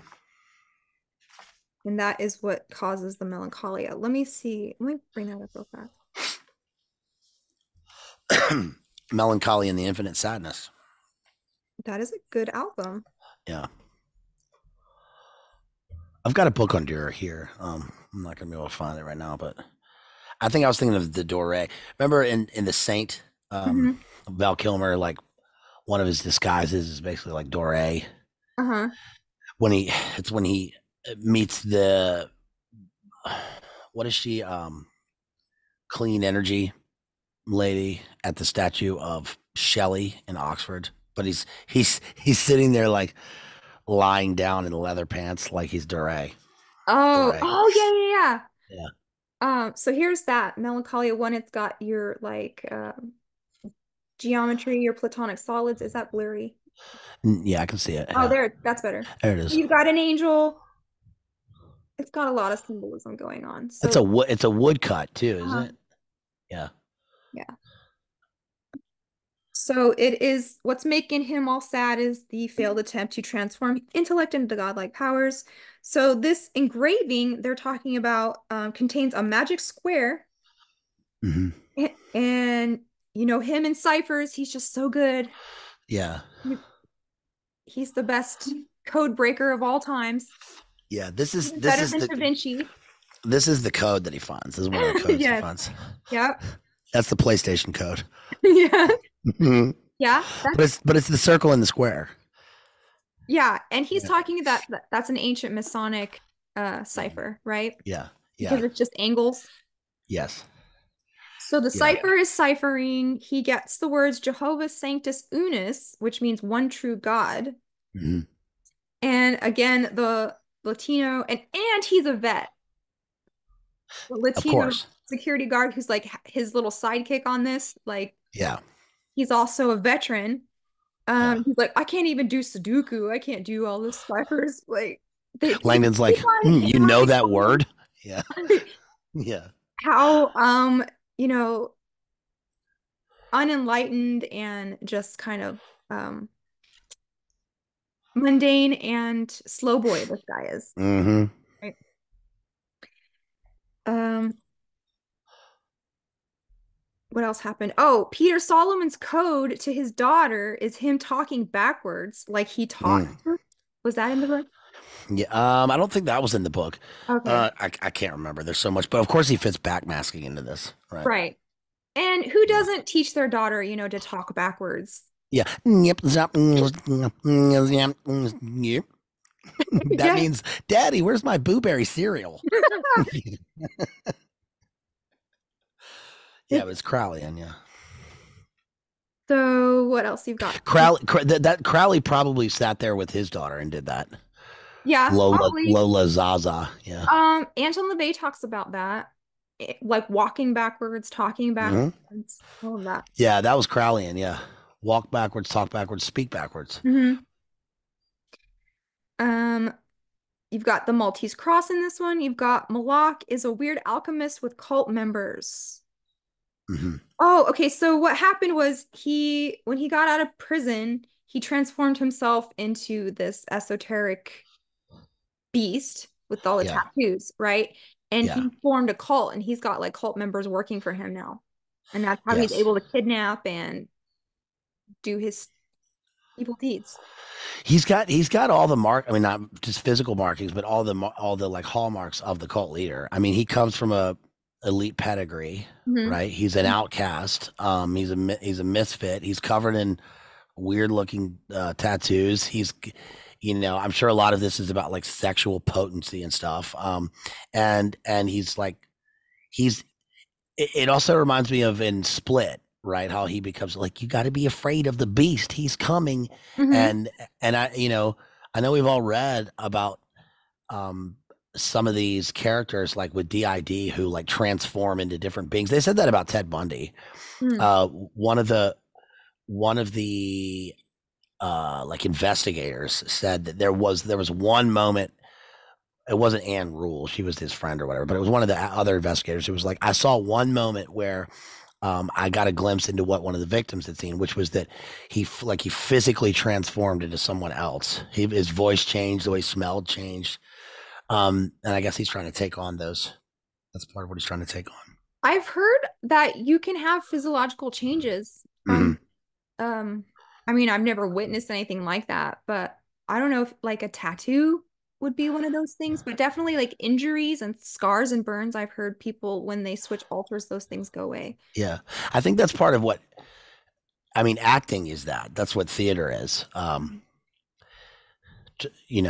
not just in a not in a theatrical sense, but tran the figurative is transforming yourself into someone else. But the great actors of time who did that, they did this in ancient Greece. As part of a theater was a religious ceremony, but they're wearing masks. Mhm. But so it's trying to represent that people becoming gods on stage so that the people can worship them. But but actors who really, I mean, transform into someone else on screen or on stage, like you go from a person into like you all of a sudden you've got extra muscles. You're some sort of hulking beast. Yeah. Yeah. You know who is the master at that? Ben Kingsley.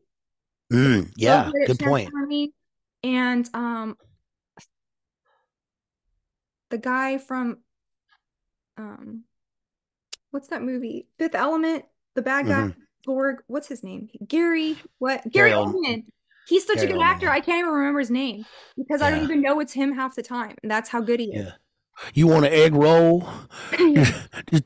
This white boy Tuesday. Yeah. Right. Yeah, Okay. he can do that. Ben Kingsley has that movie about remote viewing. Mm. I just did it on my um I did it on my members only channel, but it's one of the only remote viewing movies, and he plays a former FBI remote viewer from Stanford Research, Mm. and he becomes a serial killer of serial killers. Hmm. But he does that in the movie. Oh, wow. Yeah. Like, who's that? Dexter? Yes. Like that? Yeah. It's called Suspect Zero. Oh, okay. Yeah. Yeah. So you're right. I think actors can transform into the character that they are Mhm. portraying. Yeah. and be beast-like too. Yes. So in this, they're saying that all of this stuff you can do through yoga, breath, breathing. Um, so at the end of episode 5, Langdon tries to tell the villain that the secret lies within the order, and he is saying that it's the Eastern Star, but that's misdirection. So that's the only time the Eastern Star comes up in this. But then we'll find out the order is something different later on. So episode 6, Diophantine pseudonym. So I just looked up what Diophantine is, and I came across this video, Diophantine pseudonym, the found symbol number 6 on YouTube about Masonic stuff. So that's something you can. What is that? What's Diophantine? It has to do with the mathematician, ancient Greek mathematician Diophantus. Uh-huh. So that's pretty much all I know about it's just the name of the episode. They didn't really talk about him in this. But yeah, Malak can do yoga and shit. He can like push a bullet out of his back Yeah. by breathing. Yeah. He can oh, the CIA lady used the widow's son sign of distress. That's right. In the show. I was just rewatching True Detective season 1, and in episode 1, when the Tuttle guy comes to speak to Russ Cole and Marty about the first murder, Tuttle is the first cousin of the governor, and he comes in, and the whole time he's talking to them, he's doing this. Yeah. When he's talking to them. Oh, just like Tater Tot. Mm-hmm. Right? Who's Tater Tot? You know who it is. There's 2 of them. He does that all the time. Who's Tater Tot? You know. I can't say his name. Like it'll summon him. You know who it is. There's 2. I only know a girl named Tater. I only know a girl named Tater Thought. No, there's 2 brothers. And he does this all the time. So what are you saying about that? Reminds me of Tater Tot. Tight. Oh, you talking TT? Yeah. So this is a mudra. Yeah. And what were you going to say about it? I don't know. In True Detective, he's doing that, and he's basically saying, we want to know everything you have to say, and don't say anything. Uh-huh. Oh. Right. Yeah. No, he's signaling that, like, I'm the powerful guy here. I'm in charge. And then when he leaves, it's like it reminded me of that scene in that movie, The Other Guys, where the mayor comes in to talk to Will Ferrell and Mark Wahlberg, and then Michael Keaton's like, you know who that guy was? That was the mayor and the police commissioner, big time guys around here. Will Ferrell's like, he was sitting right there. Uh-huh. That's really crazy. He's like, I don't think you get what I'm trying to say. Like, but he's there, just he's signaling to them. They do this, and they do this all the time in Congress. They're always doing hand signs, and that doesn't mean people. That doesn't mean anytime anybody is sitting there and they're going like this or whatever, just listening. People do things with their hands, but when a person's standing there and they're like, yes, what do you have to say about this thing? They're like, what do you have to say about what we have to do, right? Yeah, exactly. Yeah. What if Tater Tot goes to prison and he gets a bunch of tats like that and learns esoteric secrets and tries to find the Stargate? I always thought it would be funny if okay, idea for a story. It's this story, but it's the guy who goes to prison and like he's in Hong Kong, right? And then he goes back and he works in his bank and everything, but then like he goes to the beach and he's always wearing a suit, but he owns a beach. But when you see him without a suit on, he's got like tattoos of like Chinese ladies all over him, like everywhere. And he's like, watch, when I move like this and undulate, they're all dancing. Thousands of Chinese ladies dancing on his skin. Yeah. And if he gains weight, then they can like jiggle too. Yes. Right. Oh, on another note, you were recently talking about, I think in your last stream you mentioned Artaud, Antonin Artaud, and Uh-huh. I was just thinking that this is a good example of that transformation thing because uh, Artaud was a French theater theorist and a poet. He was part of the surrealist group with Breton, but he was like too extreme for that. And he wrote about there's a play called Marat Sade, which like uses Antonin Artaud techniques, but it's like the the transformation from the transformation from theater to something spiritual in the modern era, Mhm. which is like there's no barrier between audience and actors. Mhm. So and it's called like theater. There's theater of blood and theater of cruelty. Mhm. So basically, like you terrorize the audience so that their mind breaks into not knowing, not realizing that they are not only the audience for the play, but they become participants in a ritual.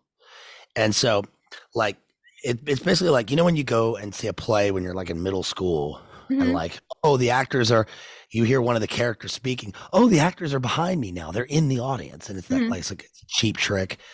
But this is like, no, the character is getting splattered with blood, like between rows 3 and 4. Mhm. Right. And then they're speaking to people in the audience and like they're grabbed onto the stage, but they're not. It's not like a magic show. Like this is a theater piece, and they weren't even willing to do this, Mhm. but now they become participants in it. Mhm. And it's, I mean, this. I think that's like that's one of the ideas where theater and spiritual rituals go through an apotheosis into a where it's normalized. Yeah, exactly. And this is what we were talking about when I just did the Super Bowl Grammy show. Mm-hmm. So that's exactly theater of cruelty and what did you call it? Theater of blood. Uh-huh. So the audience is recruited into being participating in this ritual. So Yeah, exactly. yeah. There's a play Marat Sade, which is famous because uh, Marat, the guy who is in the bathtub, the painting where in the Revolution where he's in the bathtub, he's killed himself, Hmm. and then Sade is the Marquis de Sade, and the play is set in an insane asylum, but like they performed the play in an insane asylum, Oh so wow. the actors were insane people, Uh-huh. and then there's like a group of dandy wig people sitting around like watching this, like, oh, very edgy, and then they realize that like there's no bars, Uh-huh. like, and like they're in the room with these people. Yeah. So eventually the idea becomes that like those people start getting killed, and like it's almost like an honor for them to get killed in this ritual. Mm. Very weird, very weird. You just reminded me of somebody I was talking about. I can't remember, it'll pop back in, but it was somebody who was in a sane asylum and using the patients as his actors. Yeah, no, I did a analysis of that. It's the ninth configuration, William Peter Blatty. Oh yeah, that. Okay. Yeah, I did an analysis of the book, and that's a Phoenix program, a Mm. book, Hmm. because the guy. So it's set in Germany in a castle, and they're all from Vietnam. Like they're Vietnam soldiers who've gone insane or are pretending to be insane. So the plot is like we have to try and figure out like if these people are insane or not. Hmm. But when they get there, like the actors are staging a Shakespearean production, but the main psychiatrist that they bring in is trying to evaluate them. Spoiler: you find out that the psychiatrist, who is this guy Colonel whatever, is actually this guy Twinkle Twinkle Killer Kane, who's Ooh. like the most vicious Phoenix program, LERP assassin who Whoa. like who killed people like hand to hand with a wire and held their heads in his hand. Um, and he's just come from the battlefield. Hmm. But he doesn't know that he's that guy because he wakes up out of a fugue state and they tell him, "Oh, Dr. Kane, we need you to go evaluate." And he puts on this. He's like, "I'm the psychiatrist." He thinks he's the psychiatrist, and Hmm. they find out that his assistant at the castle, his brother, um, who's actually the real psychiatrist, is trying to evaluate if he can save Killer Kane, his brother, and like make his way through the labyrinth to find out who he is again. Oh wow. Yeah, and it's only brought out at the end. Like they go to this. One of the guys escapes. He's a astronaut. One of the guys is an astronaut who's gone insane, and Mhm. he's being tortured by these like locals, and they're like beating on Killer Kane, and then his like psychic mind reveal, through his like muscle memory, he remembers that he's Killer Kane. He like wipes out the entire bar, Hmm. and he saves the guy, and then he writes a letter and offs himself because it's his only way out of it. Wow. Not a great story. Very not uplifting, but it's probably one that Peter Solomon told his kids backwards. Yeah. Well, it's probably very close to the truth, and that's the scary Yeah. part. Yeah. Hmm. Okay, so Malak can push the bullets out of his back through his breathing. Um, they find the circumpunct in the capstone box. They say it symbolizes the eye of God. They say Hmm. Ra, enlightenment, insight, the sun, symbol of the Illuminati. Keter, all of these that I read at the beginning. And I don't think they mentioned Zoroaster, but this documentary I was just watching about the architecture of DC mentions Zoroaster a lot. So that is an avenue that we're going to go down. Oh, What did no, they Rocky. mention? How Just did he? the Was it the fire? the fire worship, yeah. Yeah. Hmm. Where are we? Okay, so they find the circumpunk finally. They're explaining what it is. Um, they're talking about the Anja chakra, second sight, third eye. He looks through the box in the sunlight and he sees Omnia Releventer Gradu 33, which means all will be revealed at the 33rd Hmm. degree. So they're talking about 33rd degree masonry, Yeah. right? But a lot of these esoteric um explanations talk about the spinal column Mm. because there's like 33 vertebrae or something like that. Yeah. So, Hmm. and then that relates to the Kundalini and that relates to the chakras and the third eye and the Tantra. So it's all very mishmash together, Yeah. right? So a lot of people think that the degrees are going up your spine. Into your pineal gland, huh? Exactly. Okay. Um, the ring and the box go together. They turn at 33rd degrees. It turns into a cube. So, I mean, a cross. So they have a little box and they Hmm. turn it 33rd, the little ring in the box, and then it flattens Yeah. out into like the you know how Dolly would make a cubic Yes. cross. Yeah. Um, so they're saying that the cross is just a cube, the ashlar, the perfect ashlar, and that like going through Christ is just kind of another way to become this perfect Masonic man, Hmm. right? And DC is a cube, the Mm-hmm. perfect square. Mm-hmm. Hmm. Canted cube even, Hmm. right? So then they talk about the symbol of the Rosicrucians. They talk about truths of the ancient past, the luminaries of the Renaissance, and Albert Dürer again. They talk about Christian Rosenkreuz, Francis Bacon. They find a pseudonym in an anagram of Isaac Newton. Of course. And then Langdon starts to get fed up with these rabbit holes, which is kind of relatable because the more that you Yeah. study like magic and esoterica and occult and all this stuff, it's just a bunch of paths that just like go in infinite directions nowhere, Hmm. Yeah. right? You never get to Yeah.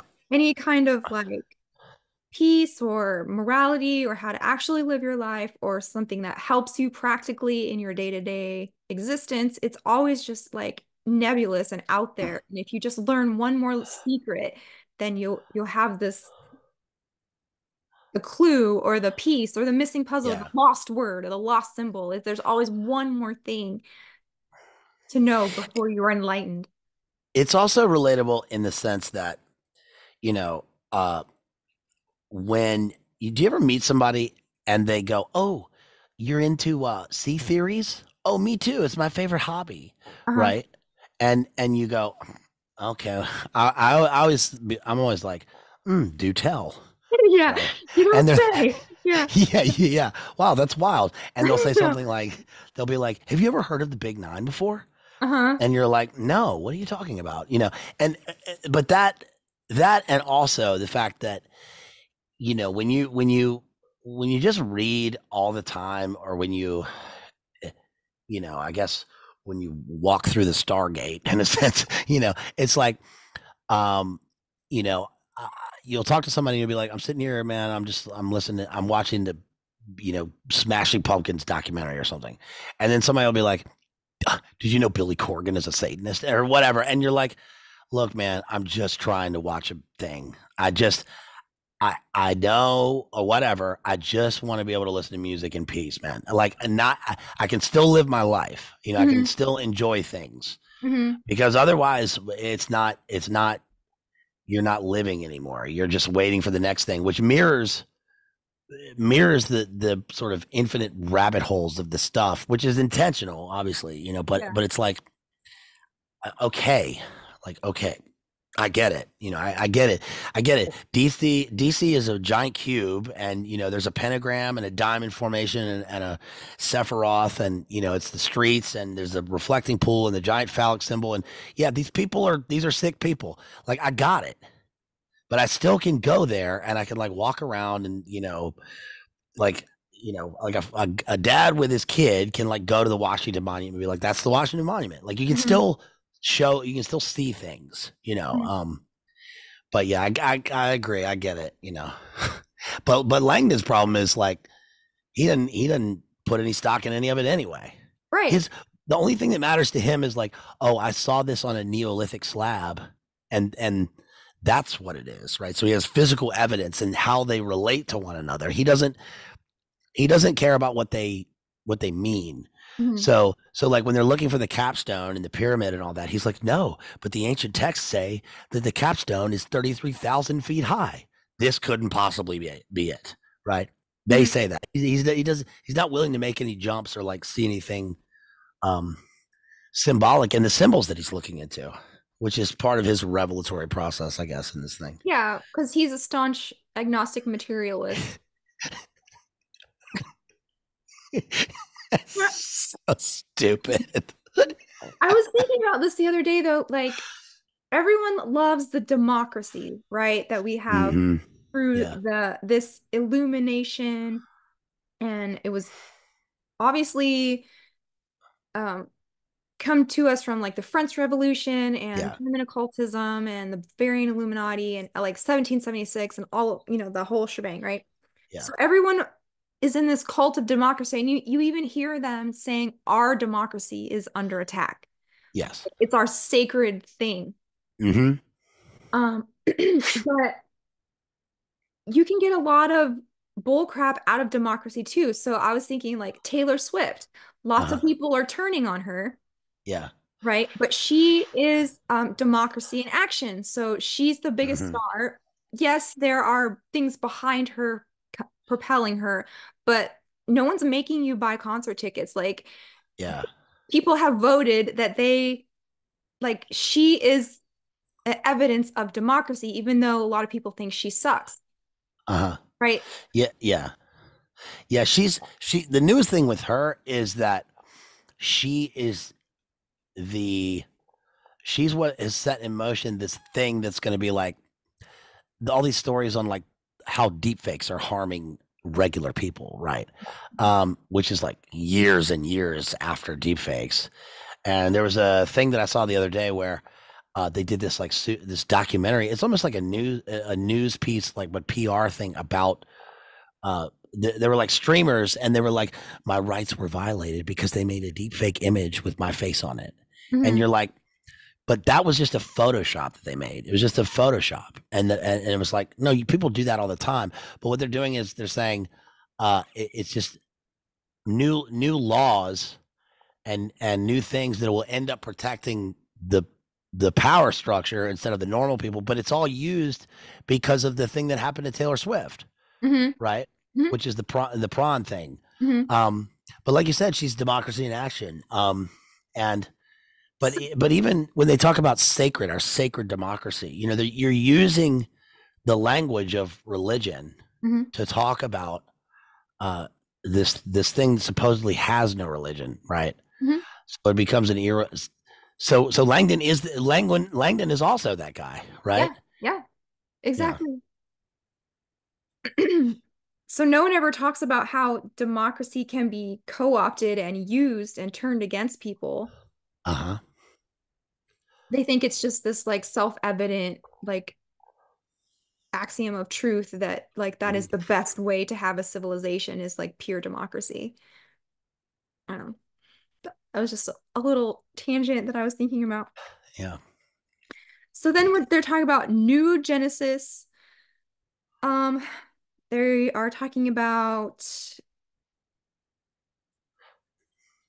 they actually do some scenes in the Temple of the 33rd, which is a super creepy place. I don't know if you've ever taken a tour of Mm-mm. that. No. Albert Pike's Temple of the 33rd.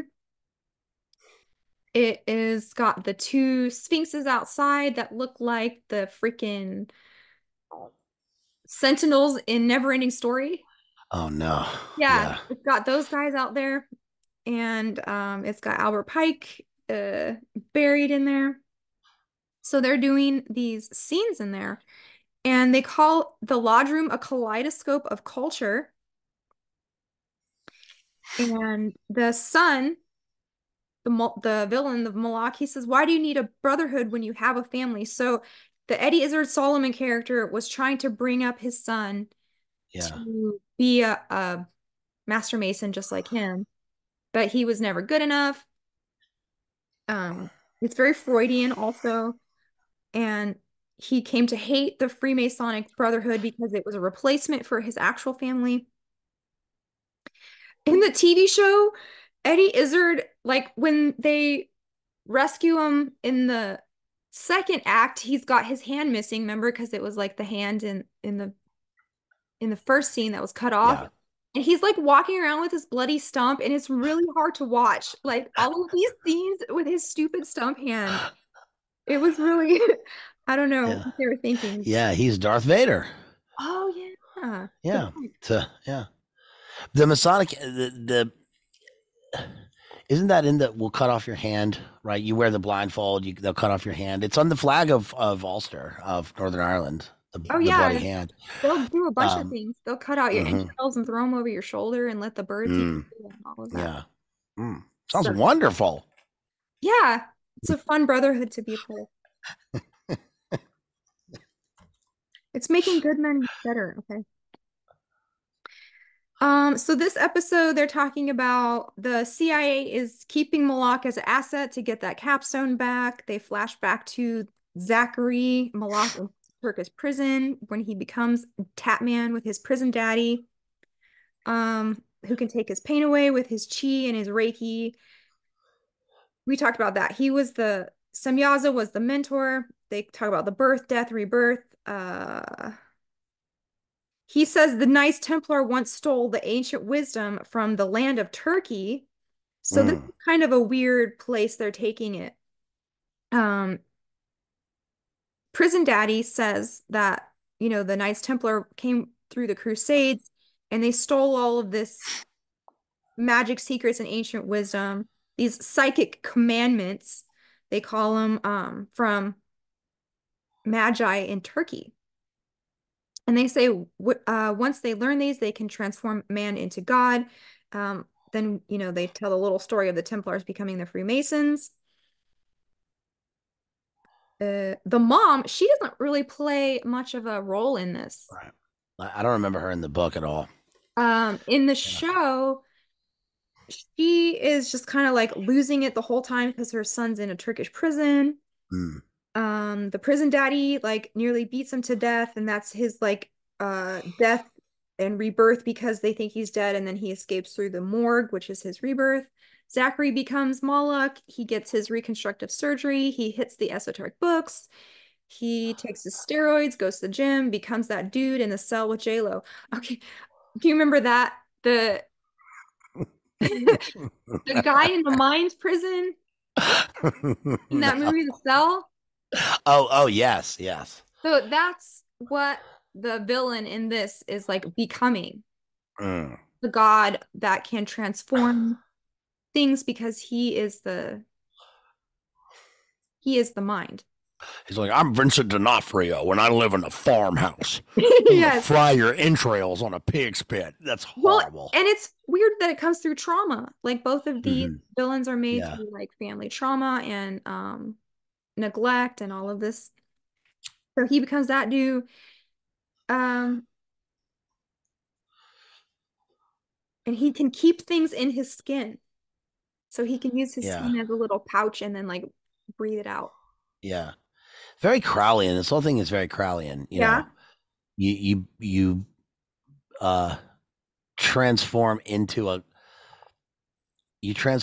demon god with Chernobog um in the abyss. You know, you confront Yeah. your deepest self, and you have absolute liberation, which just means you control everyone into death, right? And you make people Mhm. do the most depraved things, which is interesting because it's this is spiritual in nature, but it's about like destroying your mind and your body Mhm. through body horror and body trauma. And that's what the guy does, like inking his whole body over like that. So he's just this shadow specter. I kept thinking you were saying Catman too. Oh no. No, you're saying Tatman, but I keep thinking like Yeah. he's like Sorry, Catman. not Catman. Catman. Maybe that's what Cats is about. Hey, that's another example of what you were talking about. Because in the Broadway show Cats, they like Mm. climb all over you in the Yeah, audience and like yeah. put their tails in your face. That's Right? so weird. Yeah. Yeah. Yeah. Cats is based on, it's based on T.S. Eliot. T.S. Eliot wrote it, Hmm. the poet. Yeah. It's Mhm. called All Possum's Book of Practical Cats.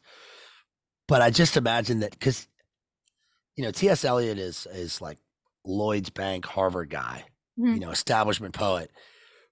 And I just imagine him watching the first Broadway production of Cats and being like, listen, I'm a degenerate, but this is too far. Yeah. Right? There's like a man as a female cat, like rubbing its tail in his face. So awful. I watched like half of that movie I didn't. and it was so bad when they had dancing cockroaches. I had to turn it off. It was so I stupid. when I was in prep school, we went to see the I was in like fourth grade, and the girls' school did a production of Cats, because Uh-huh. it's like lower school, elementary school. And I remember there and like sitting there in fourth grade and like turning to my friends and being like, "The fuck is this? Yeah. This is that's weird even for a fourth grader. It's very weird." Yeah. Taylor Swift was in Cats. That's awful. She wa Oh Yeah. my god. Oh yeah. All right, so Of we're almost to course. the end. What happens in the story? Zachary escaped prison. He becomes Mala Catman. Come to find out, Mom's been taking care of him because he's on a spiritual quest. So that's how he was able to come back and kidnap his own father. Right. He kills his mom. Come to find out, Prison Daddy works with the Leviathan group. Surprise, surprise. Mm. Um, he killed his mom and gave her some kind of like pagan Viking creation. Oh, and then I don't think this was in the book. EMP cymatics machine. Was that in there? Mhm. It Yeah. was? Oh, it Mhm. was? Yeah. Yeah, Oh, it's in the okay. book. So this thing, the thought broadcaster, he has this machine. Um, it can kill fish if he puts it in the water. It made the Mhm. Latino vets' ears bleed. He thinks it's a frequency of creation machine, Mhm. which he calls Brahma's bells. And then Prison Daddy comes back. Samyaza, the guy, he's now called himself Mr. York. He's working with the government, and they are trying to get this nifty device back from Malak, who thinks that if he takes it to the Washington Monument, he can like, I don't know, create. I don't know what he thinks he's gonna do. Use the crystal capstone to open the sky and transform into Yeah, or yeah. because he left a spot on the top of his head to put the Yes. circumference on there. Uh-huh. And using this Brahma's bells, he thinks that he can like become the God man of creation. Mm-hmm. Um, And create a new heaven and a new earth where he's the god. right. Yeah. And there's always another mystic clue. And even Malak is getting fed up with it at this point. Right? He's like, I just want to be normal and rich again. Yeah. Yeah. And so the last episode's called Resonance. The ultimate weapon is called Mm-hmm. Cascade. It's a long-range acoustic anti-personnel technology. So this is something we kind of talked about in that one episode where we were talking about sorcerers and robots and harp, Yeah. V2K, Mm-hmm. or I mean voice to skull, uh, all of those harmonic resonance Yeah. frequency weapons that they wow, you turned pink. What's going on? Oh. Your your room is pink now. Uh,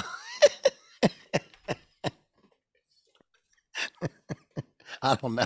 Maybe because the sun went down Oh, outside. I okay. I guess. just Yeah. looked out and it's It's more like pink. vaporwave inside it now. Yeah. Yeah. Nice. It's the vaporwave. It's vapor cave. Very Yeah. good. Yeah.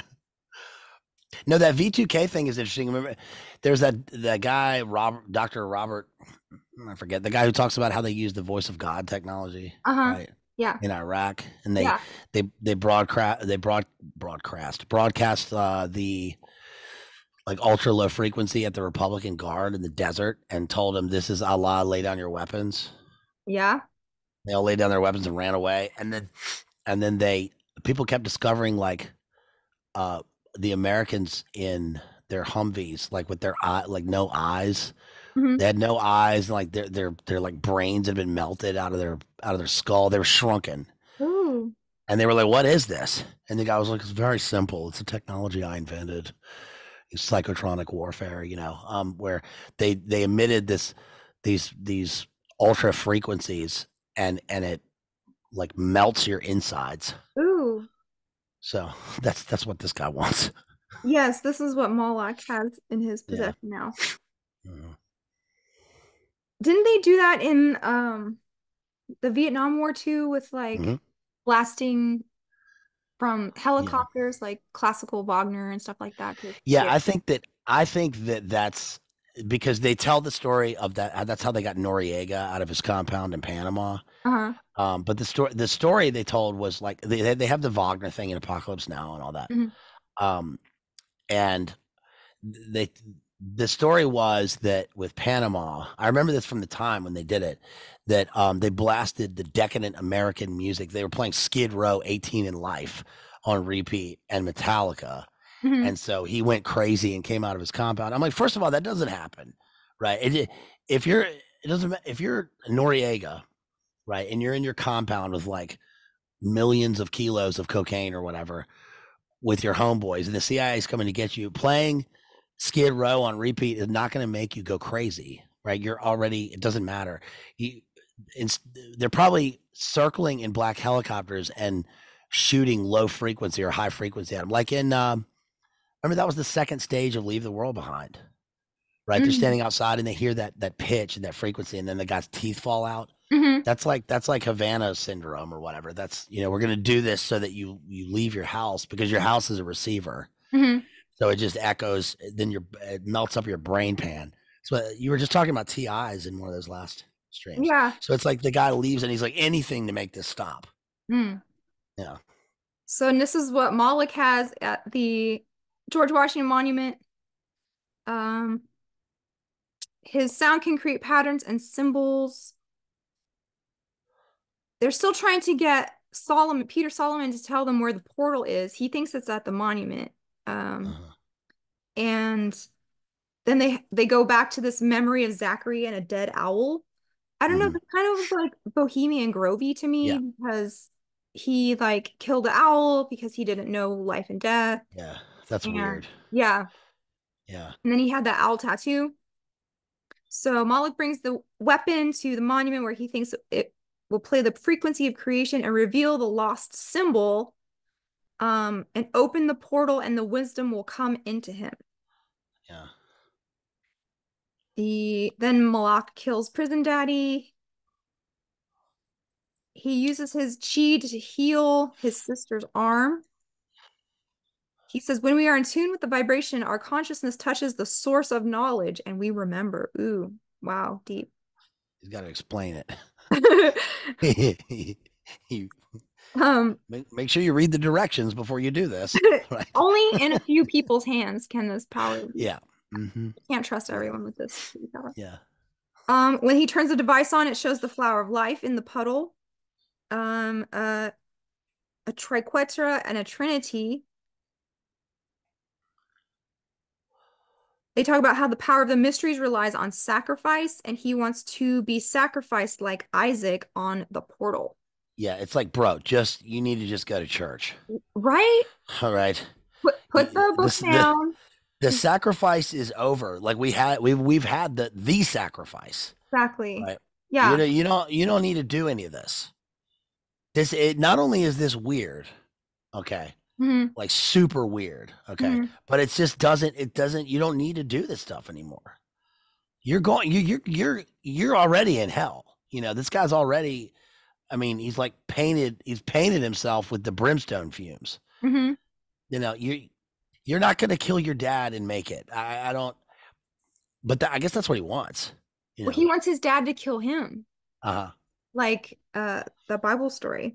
And so this is just proof of what I was talking about, how all of this magic and esoteric studies, occult studies will just drive you crazy. There's no end, and it's just magic. It's like anti-Freudian too, because instead of it's not Oedipal where he sexes his mom and then kills his dad, right? Which is a Freudian thing. Instead, it's like he wants his dad to kill him, and it's always about reversal, right? With these people, I mean, everything in this is like reversed, going backwards, and so I guess in the end, that's what like you said, an Isaac sacrifice. But it's like, did you get to the second part, dude? Like, did you get? You don't. We've had that. I don't know. It's the law. It's always the missing thing that they're searching for, and it's Christ. I mean, it's the stone that the builders rejected, and is talking about, esoteric masonry and stuff like that. Yeah, this guy. It's like these people love the story of Genesis because they love the serpent letting them eat they want this knowledge. This is great to them. They just want to repeat that again. They don't. I have the secrets, man. Yeah, my order only protects these secrets of life and death. Well, I thought this was interesting. So Langdon, at the last minute, he jumps in with a KJV Bible he found in the cornerstone of the monument. He's like, actually. Yeah. Well, no, he did. He was like, it's all a myth and a metaphor. Malak lurches towards Langdon and is stabbed in the back by his sister. They say it's just a book. And they talk about how we all possess the ability to become God-like. And they use that verse about those works that I do in greater. You've heard that verse, right? And of course, the moral of the story is the wisdom lies within us all. The whole. That's the same. That's the same as in all of his books. I know. I even saw in this interview he just did, Dan Brown. I just watched before this. The interviewer said, so all of your books have a different, it's Opus Dei or whatever, and then this one you do the Masons. What's that about? And Dan Brown's answer was like, well, he said, I'm the opposite of a sea theorist, right? Because they hear about these organizations and these things, and they always imagine the worst, right? It's like, well, first of all, I just imagined it all. Yeah. Yeah. It's like, that's what your book is about. First of all, your book is actually doing that, but it's like, oh, but my book shows the ridiculousness of it all. It's all ridiculous. It's like, he goes, everybody loves secrets. That's probably true. People, generally people feel some sort of you know, I don't know. Uh, think of the way like when you're a teenager and like, oh, you have the secret about what this person was doing or whatever. People love to have like the special knowledge about something. And he's like, that's what's empowering. They're innocent secrets. These guys are just they have a new organization, and they're all the same. And then he said, and the Masons are all the only group that takes all the different religions, and they're all in a brotherhood, and they're all equally working together for something. Mm-hmm. It's like, yeah, but and It's the great ecumenist religion, mm-hmm. right? Yeah. Yeah, and so their whole thing was like, maybe the real treasure is the feds we met along the way. Right. They were a treasure. And the way that I met Officer Hernandez, yeah, that was the real treasure. and then they leave it open for maybe like another book or another adventure of Langdon with the Bible code. Did they have that in the book? Yeah. Okay. Yeah. And there's a lot about that. Like, have you seen all those things about like Shakespeare actually wrote the King James Bible? Mm-hmm. Have you seen those? Because when you get to it's the all first a word is cipher. Yeah, the first word in this sentence is shake. And then the word spear occurred here. Mm-hmm. That was the code, man. He wrote it. And who was the spear shaker? Athena. Yeah. I don't even know. I'm making it up. But yeah. Shakespeare was a woman named Athena who loved cats. Athena's a great name for a pet cat. It is actually. What was I going to say? Oh, Bible code. So that's a kind of a goofy, tangent. I read both of those Bible code books when they came out. Mm-hmm. I don't know if you can do it. There's probably a program where you can plug in your own stuff, but you've seen how that works, right? Mm. Like they take all of the Hebrew letters and they put them in a grid. And then you pick and it skips, like if you skip every 10 letter and then you get a word. I don't know how they. Yeah. But they are probably setting up Langdon to do some kind of Bible code adventure. Yeah. It's like, look, but you don't need the secret code. The Bible's already the perfect code, right? And we know what the code is saying. It says it right there, right? You don't need the secret cryptographic code. No, and there's no like hidden secret society in Christianity that's keeping all of the real stuff under wraps because the public can't take it and we're not ready for our evolution. Right. The point is that the code is there. The code is that this is for everybody. There's no one keeping the secret. The secret is open. There's no secret. The point is there's no secret. Right. The gospel is for everyone. Yes. This is interesting. I was just looking at this thing I printed out about the circumpunct, and it actually is they were talking about Zoroaster, fire worship, and Semyaza in here somewhere. Oh, because they're doing gematria right here. The value of Illuminati is 81. 81 reverses 18. Okay, so this is kind of a little bit crazy right here, but they are talking about Semyaza. Anyways, that was Lost Symbol. Did you have fun reading? I did have fun. It's a fun. I'm not trying to be I'm not like being facetious and negative about the book too much. I mean, it is fun to read. It's a fun book to read. And I don't want to, not that anyone would listen, but I don't want to discourage anyone from reading, it's a fun book to read, and it's fun, especially for us to read it because I guess because of the different things we can get out of it and how we can see how it relates to all of the actual stuff and how it's depicted, by this. I mean, Dan Brown is about as establishment as you can get, he's the book guy. He's their guy. Yeah. So, I think it's fun to read these things and how they portray them. And this, books like this are in the proliferation of of sea theories and of reading into this stuff in general. Um, I can't think of many other books that do this in a fiction level. Right. So it is important in that sense. But it's so vapid. What'd you say? He's insipid. Yeah. Yeah. And what is that dumb? He has a Mickey Mouse watch. Like that's part of his personality. Yes. Oh my gosh. Yes. It's his stupid There, Mickey Mouse watch. yeah. Yeah. Yes.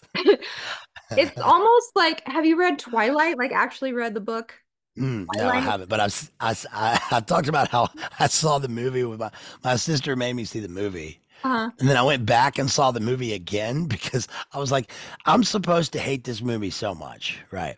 So I'm going to get past that and I'm going to see it for something. I liked the movie. I can't explain why I liked it. I liked the part where they're standing there and she's like, I thought you couldn't go into the sunlight, because you're a vampire. And he's like, it's not what you think. Yeah. It's not because it burns me. It's because I shine like diamonds in the sun. You I thought totally. and he like runs to the top of the trees. I saw that in the theater without knowing anything about the book or the Yeah. phenomenon or anything, and we just started cracking up. Yeah. And Yeah. everybody else in the theater was like, "Is this serious? He's sparkling, and he's calling her Yeah. spider monkey and stuff like that." She goes, you're my own personal brand of heroin. There's so many cringe The lines. part, the part where he like stops the car in the Uh-huh. parking lot is very funny. And there's another part where he comes to rescue her from this thing and like he's driving like a Volvo. And he like the way that the car turns and he drives off is so funny. It's like it's sped up. It's very weird. It's a very weird movie. It's a what do you call it? It's a hoa hoa hoa hoa hoa movie. What You is know that? that song? Hoa hoa hoa hoa. It's it's the sound of the movie. It's like when she's walking on the beaches of Portland. It's like Oh, uh-huh. it's that. Okay. Yeah. It's Yeah. funny because like his other stuff, they always weave in like several esoteric things like Angels and Demons was about dark matter and CERN Uh-huh. Mm. and the Vatican. Yeah. Is that the one that was like Dante? No. And there did he write Dante's Inferno? Inferno. I never read Yeah. that. Yeah. So He did yeah. I'll do that Have one. you read Dante's Inferno? No. Yeah. No. So, and I've never read Dan Brown's Inferno. So that's like one Yeah. of the only ones I haven't read. But Yeah. anyways, that was Lost Symbol. What are we doing next? What do you Dinosaurs? want? Oh yeah, yeah. We got to do dinosaurs. Yeah. The Okay. park. Mhm. So thank you Yeah, everyone for because coming. Jurassic Park is Jeff Stein McCaffrey Island. Right. Right. Yeah. Yeah. We the part where he's like, this is a raptor claw, and what they do is tear into your insides and then rip them apart. And the kid's like, That was a little much. I remember it was that much. being Yeah, it was a lot. no, dude. But Yeah, thank you guys for coming, and I hope you all had fun. And remember that this is the real symbol of the Illuminati. that's right. And look for dinosaurs next time. And what are you doing next? I'll be doing a Shakespearean analysis on the play Coriolanus. I think As You Like It, and then Romeo and Juliet. I've already done Romeo and Juliet, but I'm going to do the Baz Luhrmann film as part of that. So that's the next thing I'll be doing. And that one's on. Yeah, and that one's on. This is going to focus on the way that Shakespeare reveal. I mean, this play is highly relevant. It's revelatory, and it is a good insight into the way that our political system works. So, Oh, very good. that's what I'll be doing. All right. Thank you for coming.